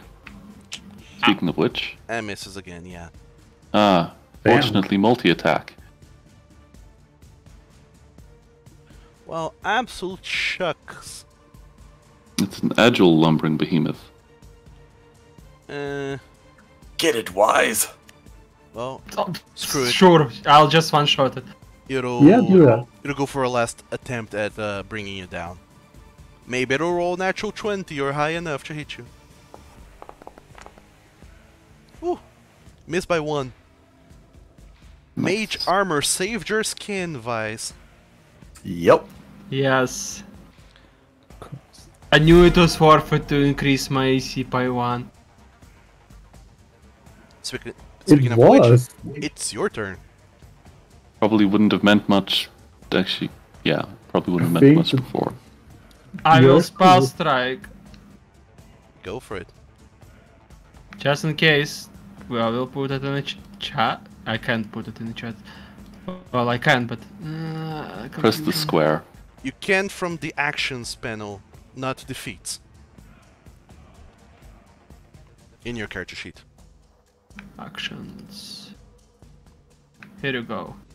Yeah, although all of your abilities are in the feats panel, you should not be looking in there, apparently.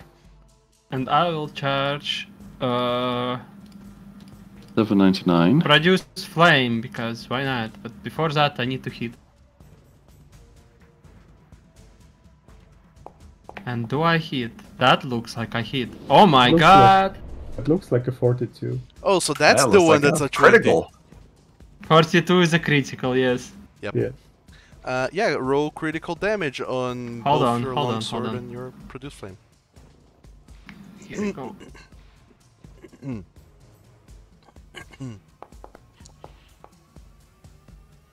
That's that. And how do I do crit damage on produce flame? No idea.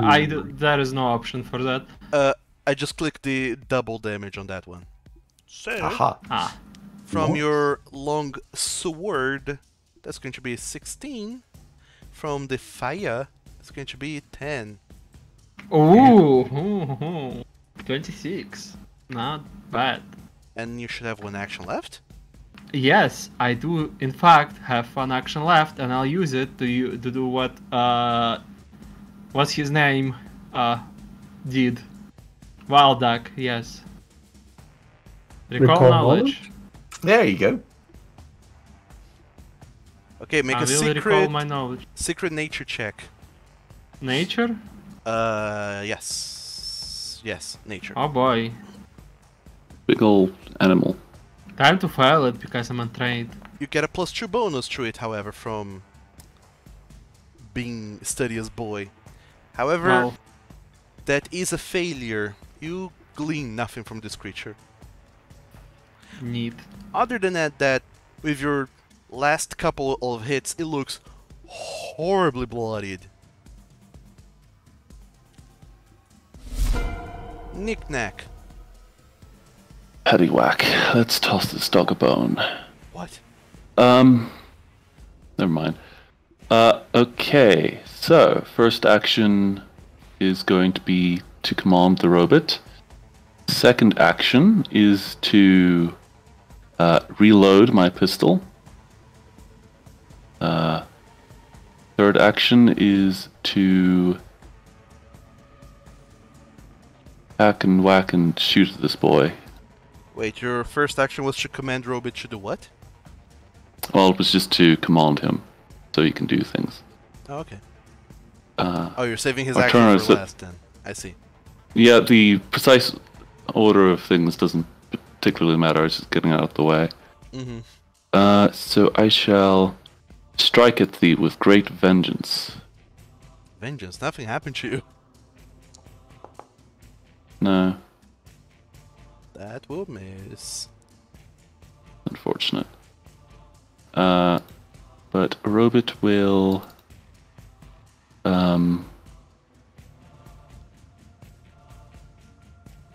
he will rend, just for some fun. Okay. With a +2 for flanking, that's not enabled just yet. And roll. Will misses. also not hit. Oh, it's flat-footed now, so never mind.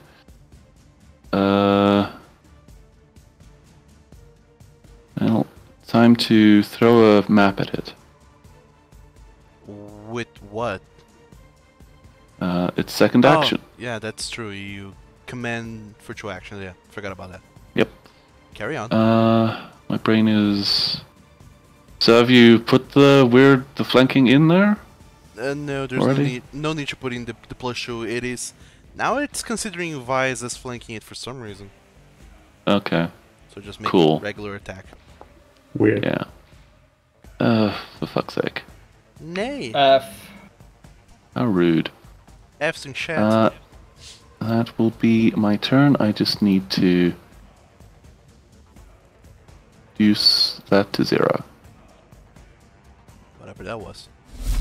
Lex, Frightened. you're up. Yes. Would flanking work for my pet or not? No, he's not in flanking position. But if I moved him, like in with No, the system. there's no place where you can move him that he'll get a flanking bonus. Oh, no issue. Then I'm doing the act together again, doing for 2. And I'm casting this time magic missile for 2 actions. So, Ooh. yeah, but why did I choose to do it as a 2 action spell? So How you do I do that? press the damage button 2 times. I think. That is a crazy concept. Alright. So the first magic missile just flies off of your spellcasting hand motions, hitting the creature, and it seems to fly off at an arc angle and hits the creature right on the side of its head. And even before the second missile hits, you just see that the creature starts to lumber off to the side as it is slain. Ah, Wow. Dun, dun, dun, dun, dun. I will reach around, and I believe that Lex is the only one that's hurt because I don't see a hit point bar on Broadway. we can, yeah, we have the same health pool, yes. Okay. And I'm going to attempt to heal you. I take it we can't put the heart back into our pilot friend and heal him back together. I'm Yeah, I don't afraid think not. so. I'm afraid that heart has been chewed pretty badly. Yeah. You get 5 points back, Lex. Thank you. So, you did fell the creature, you slayed the creature. a Titan even. If only we had recalled the knowledge about it. If only. Yeah, you didn't get to exploit its weakness in any way, shape, or form, so you're only getting half the experience. But that's still 40 points. Look over at the pilot and say, well, at least we can take his body back. That filthy animal has died for ripping his heart out. I hate to be a bearer of bad news. How are What? we going to get back? Yeah, we don't have a pilot. Well, surely the professor can fly his own invention. You're funny. Probably not. But you can ask him, but... Well, once he reappears... You see... I assume he just went invisible. Yeah, you see Dren MacVinder Fitzsmith kind of pull off the hood of his cloak, and you see him appear from behind some bushes, kind of close-ish to you guys, and he says, well, I did design it, but, well, it was kind of a joint effort to get everyone to build the ship, so, you know. So you have no idea how to fly this thing, huh? What a funny concept, haha. Yeah, and, That's a yikes for me, dog. Yeah. Does anyone know how to fly this ship other than our dead pilot? So This academy is a joke, I'm telling you guys. So all of the other passengers are just like bourgeois people that are there because they were invited from some kind of like sponsorship or some nonsense. They're just, investors who wanted to see the ship take off, and at this point they're all watching appalled from the ship's deck, but nobody seems to have any idea how even to pilot this thing. And yourselves, you're at a loss as well. Yeah. I'm sure I could figure something out. You have not ever Isn't it tried nice to pilot it. Isn't it nice that they described it to us? Isn't it going to be awful when we crash this thing and it doesn't make it back? Oh no, they invest the money. I'm gonna... I mean... What? You got a what? What investor money? I burnt down the tree myself. Well, we are close to the tower and also close to Sock. So, I mean, worst case scenario, you can just walk there and... Yeah, but we aren't going to leave the ship out here. They can leave some people with the ship and maybe look for a pilot in the town. I don't know. Yeah. That sounds about right. If anyone can drive a ship in the ocean, maybe they can pilot a ship in the sky. I guess. I don't know. One step at a time, please. You say that, but it's like in the middle of the continent. Where are you going to find sailors in here? Why are you replying to my... Why? There's no one who has any flying skills at all with this Well, thing. then it's time to gain them. I'm sure I can figure something out. Maybe. So, the ways in which you guys can pilot the ship, should you be inclined to attempt to do that, would be by making a piloting lore check at a much lower DC, or making a crafting check, or an arcana check, or a nature check. I can try. I have I am untrained in every one of those skills. Yeah, I'm trained in Arcana I'm trained in Arcana and crafting, so I can try. I'm trained in Arcana, crafting, and engineering feels relevant. All right, so first, let's get the body on board and the Cosmium on board that hasn't flown off into, like, La La Land. The what? The Cosmium. The upside-downium. I was so confused. The styrofoam. We must collect Bill Cosby. The flying space rocks. The flying space rocks, sorry. So, alright, you take your time to start doing your best to, as carefully as possible, carrying the mangled corpse of the pilot into the ship. Yep. And I'm sorry, but your West is ruined now. I can't leave someone behind. And then you start trying to gather whatever pieces of Cosmore that have gotten stuck underneath the rubble, the foliage around, and there's enough here that you can kind of gather and put into the ship.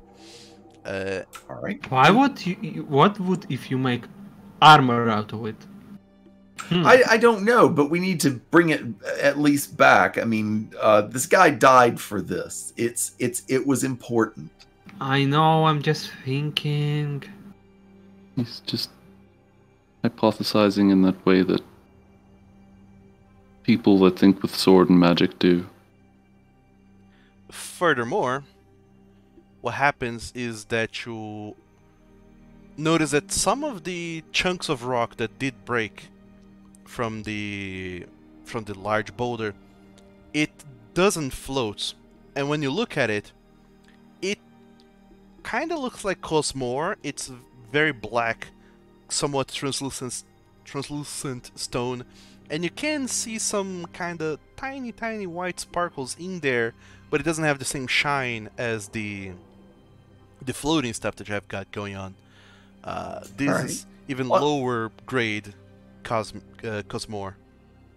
Okay, well, I mean, take back the pieces that we've got. Someone will figure out a use for it, and then we'll see whether or not we can get this thing off the ground.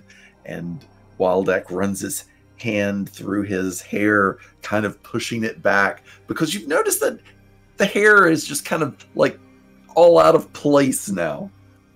Oh, absolutely. Oh no, he's flustered. Whatever shall we do? Oh no. So, as you guys are getting the last remainders of your Cosmore back into the ship, you notice a figure approaching you all from a distance. Oh, it's that I guy. swear to God, if it's him, I'm shooting him. Yeah. You see off into the distance a very large lumbering figure coming forwards. Oh no, it's the Titan! From between the trees, and this figure comes out, and immediately your hearts start racing again, as you think, oh no, it's yet another one of these creatures we have just fought. But then, as it gets closer, you realize that it is identical to this creature you just fought, but also completely different. It's standing up on two legs, using a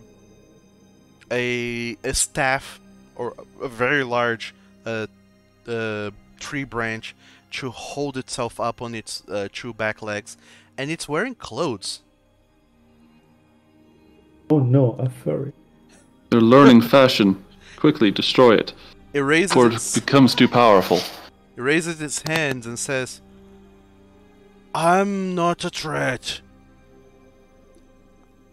That's what a threat would say. That's what a threat would say. You can stay there. Sorry. We're a Very bit important question, stranger. Do you know how to sail a boat? You are a bird, right? You should be able to fly. I don't think that's how that works. Yeah. I don't know how to sail a boat, I'm afraid. Question. What are you and what was that bird thing? I'm Well, not Looks similar, particularly. you know? I'm not particularly sure of what I am. All I have known is that I am, since I have ever been. I'm sorry if that doesn't answers your questions. You can call me Talon Schreiber. Alright. I imagine at some point I was like that one creature you have just slain, But something happened some time ago. Another human like you, and he points at you, Vice, was wandering through this forest and did something in this area. And he exploded. All right. But also that somehow made me understand things. It gave me intelligence that I didn't possess previously. I have taken to living in these woods for a while now, and I've also been taking shelter in a nearby tower. You seem like you're in a spot of bother. If I can offer any aid, let me know. And you're cool with us slaying a thing that was basic to you? It was similar, but not the same. It was mindless. Or at least ravenous. That it certainly was. Yes. It would attack everything and everyone, and for as long as I have been around, I have been guiding people out of these woods, keeping people away. It is dangerous here, especially within a few days when the full moon will rise.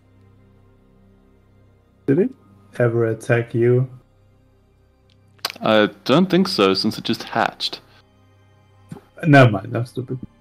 Others of its kind, of our kind, like that one, have been around here, yes.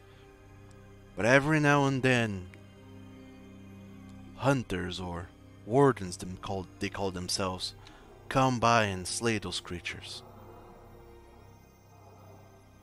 Do they And I'm normally taking it- hatch out of massive floating glowy rocks?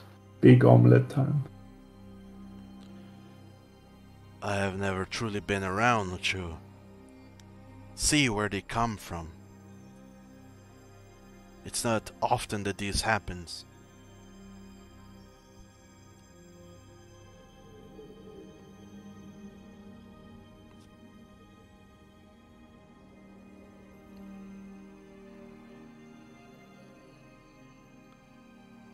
Well, do you have any idea where we can find a pilot?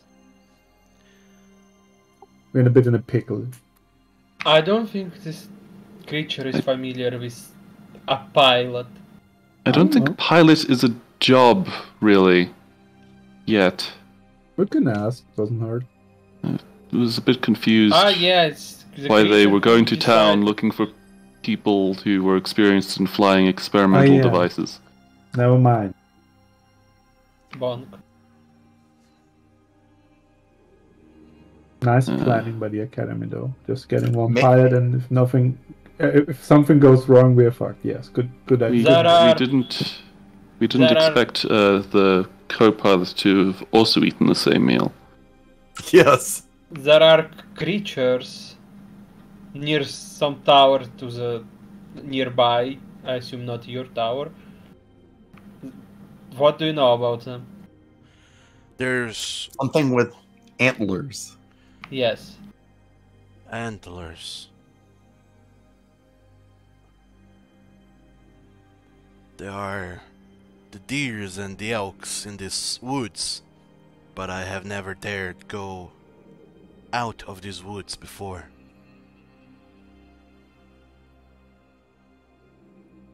I don't know that this creature that you seek and ask about is within these woods here.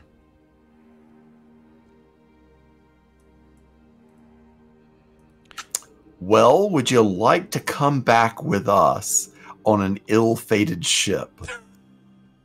Oh wow. I mean, we didn't really have the capacity for more people, I don't think, as much fun as that is, and I don't think... We didn't have capacity for more people on an account of if we wanted to bring a giant rock with us. Yeah. And now we have one less person and less rock, so yes, I think we could feed one. But also one more bird carcass, don't forget that part. I don't think we're taking the bird carcass. As much fun as that would be, I don't know what we would do with it. I don't know, study it. I'd rather bring the Well, we live have bird. a live specimen over here. Yeah, let's take that bird. That sounds a bit worse, but anyway. I don't think he's a danger, but okay. Not what I meant. I meant more the implication of vivisecting a living... Anyway. No. I no. We're not killing anybody, but I mean, they can learn things from just asking him questions. Yeah. I mentioned this acting thing for the dead bird, but we're not bringing that, so we're just talking with the live person. Yeah. Guess it's up to him, though. That's why I asked him, do you want to come with us? I fear I would be ill-suited to leave this forest, especially on your vessel. I could, however, if it would aid you in any way, shape or form, lead you in safety towards the tower I take residence in. Perhaps we could take a look. The tower was of interest anyways. Yep. Are we going to leave the ship here? I mean, with all of these people on it? They can wait. Yeah, but if something hatches here and attacks the ship and all these people that are on it... There's nothing left to hatch. Well, something could wander in, but sure. Yeah. I mean, the person in the invisibility cloak, whose name has too many syllables for me to remember at this second, can pretend to be important and look after them while we disappear for like... How long would it take to get there and back? Not too long, at most like an hour. oh yeah. Should work. Are there scary ghost paintings in this tower? Are there stairs in this tower? Well, It's a tower, so I hope there are stairs.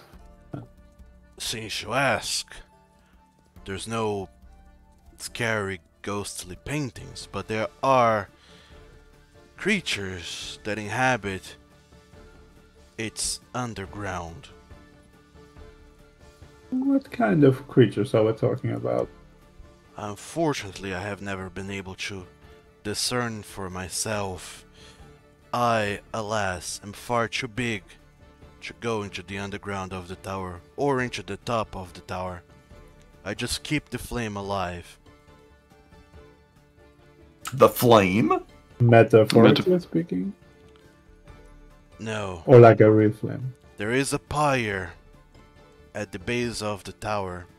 I keep the flame alive as a beacon. Huh? I feel like that's something for another day. Yeah. I agree. What do you mean? What exactly is a thing for another day?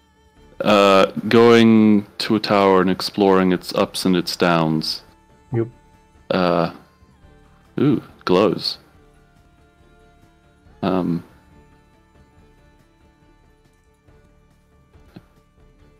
I just feel like we don't know what benefit there would be to the tower, but we do know that there is peril, and there's a bunch of people that we are the only ones responsible for protecting at the moment, it seems. Yeah, and the So tower's not let's... so perhaps when we aren't responsible for that many people, we can take a look at it. Yeah, that tower's not going anywhere. Let's fix that situation first, and then we can worry about the tower. Yeah, let's see if we can figure out the airship. But thank you for your offer. Unless it's related. So. Question mark? At the DM? Question mark? You don't know. Yeah. I Very well. don't know. don't know how it could be related without sheer whatever. Tomfoolery. What a word. Some tomfuckery. Tell me, friends. Suspension of disbelief, that was the word. I have introduced myself, and you have yet to tell me what are your names. Oh, I am Wildak. It's very much a pleasure to meet you.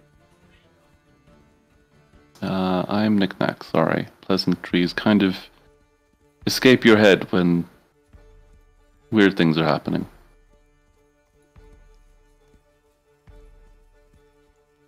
Name Else slash introducing themselves. and points at the spirit like that is. It's a long story. Never mind. And you, human?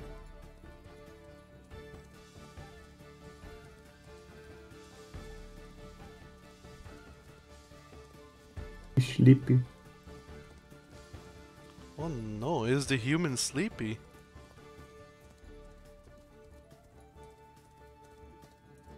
Regis? Apparently. Oh no. He's dead! Inside. It's awful whenever he dies like that. Oh no. Sudden heart attacks will do that to you. It will. He was off getting an egg tattoo. Apparently. Well, like I said, my name is Talon Schreiber. It is a pleasure to meet you all, new friends. I wouldn't go that far, but okay. Hey, Regardless, he's friendlies. Sorry. should you ever find yourselves here again, I'll guarantee your safe passage, so long as you don't bring harm to the creatures of the forest, except, of course, to those that attack you first. That seems quite fair. Yeah.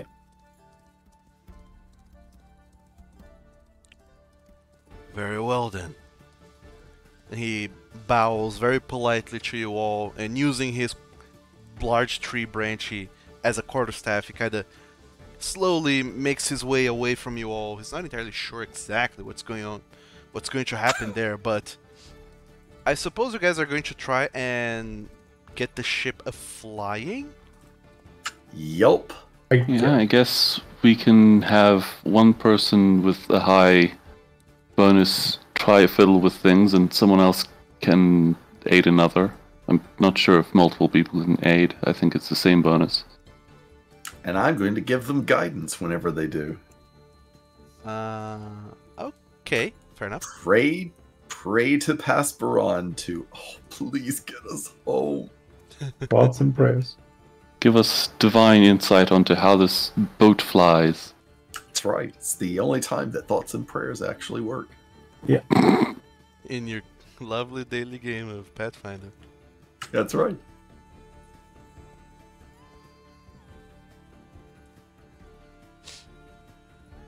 So, who is going to attempt to pilot the ship?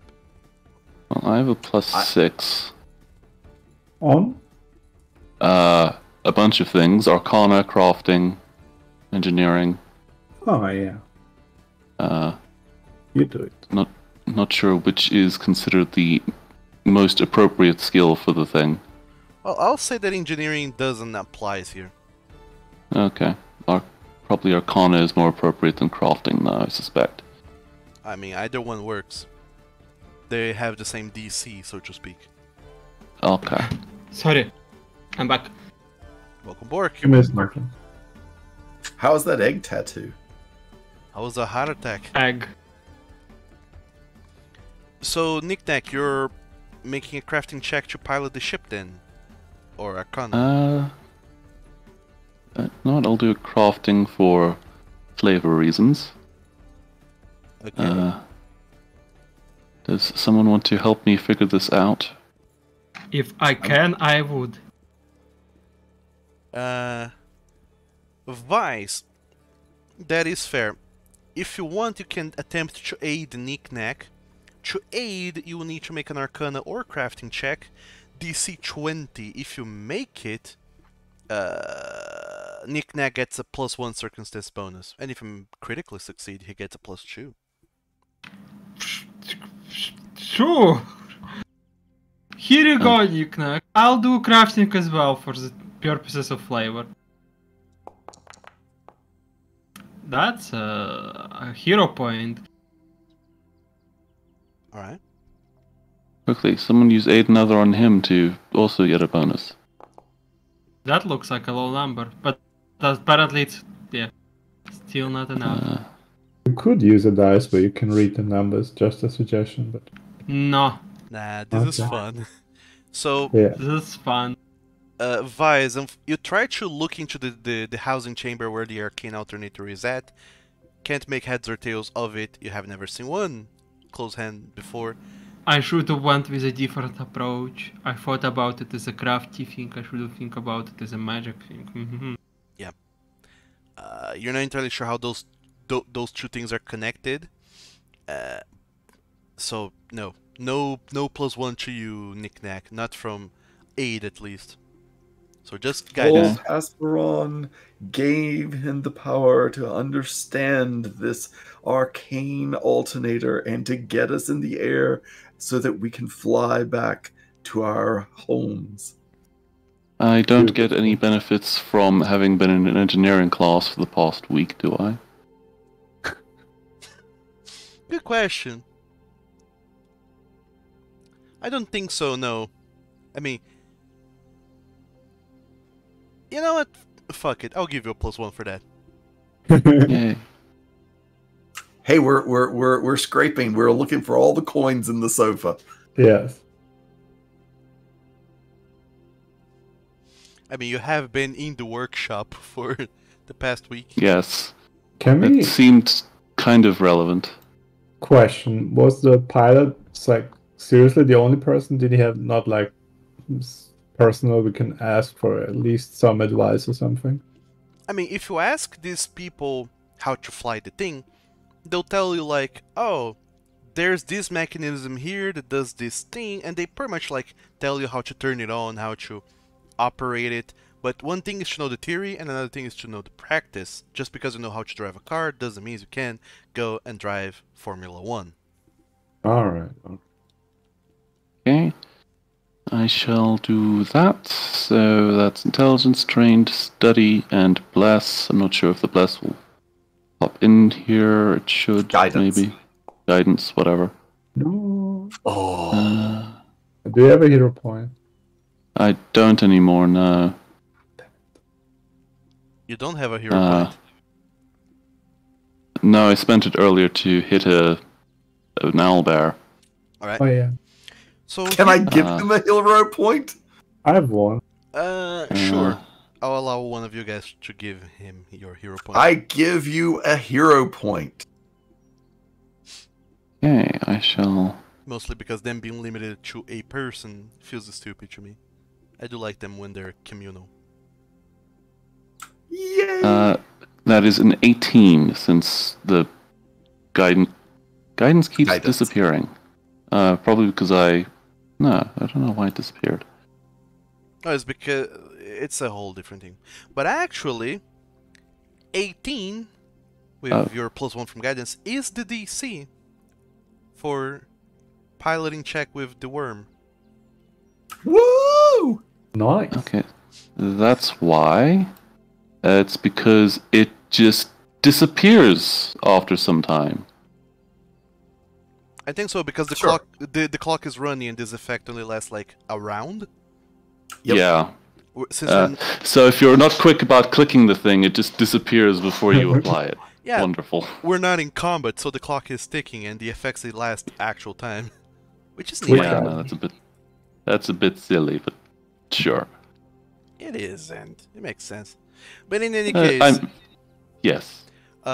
someone somewhere comes up with this whole get up for Knick-Knack to reach the controls. Both the this is nicer than just standing on Rusty for the entire duration. the steering wheels and the one steering wheel, the control panel onto to the face of the steering wheel itself, and also pedals on the bottom of the pedestal as well. There's just a bunch of controls there, and you know, with some ingenuity, you manage to reach all of them and start to fly the ship. And boy howdy, is it rickety! The ship just kind of shudders from side to side, kind of out of control. It actually kind of crashes against some trees, but not hard enough to actually damage the ship or the trees. You just kind of shake them off a little bit. Some pine cones rain into the ship deck, but eventually you manage to get it to lift up enough that there's no more obstacles around and you're actually just flying in open air.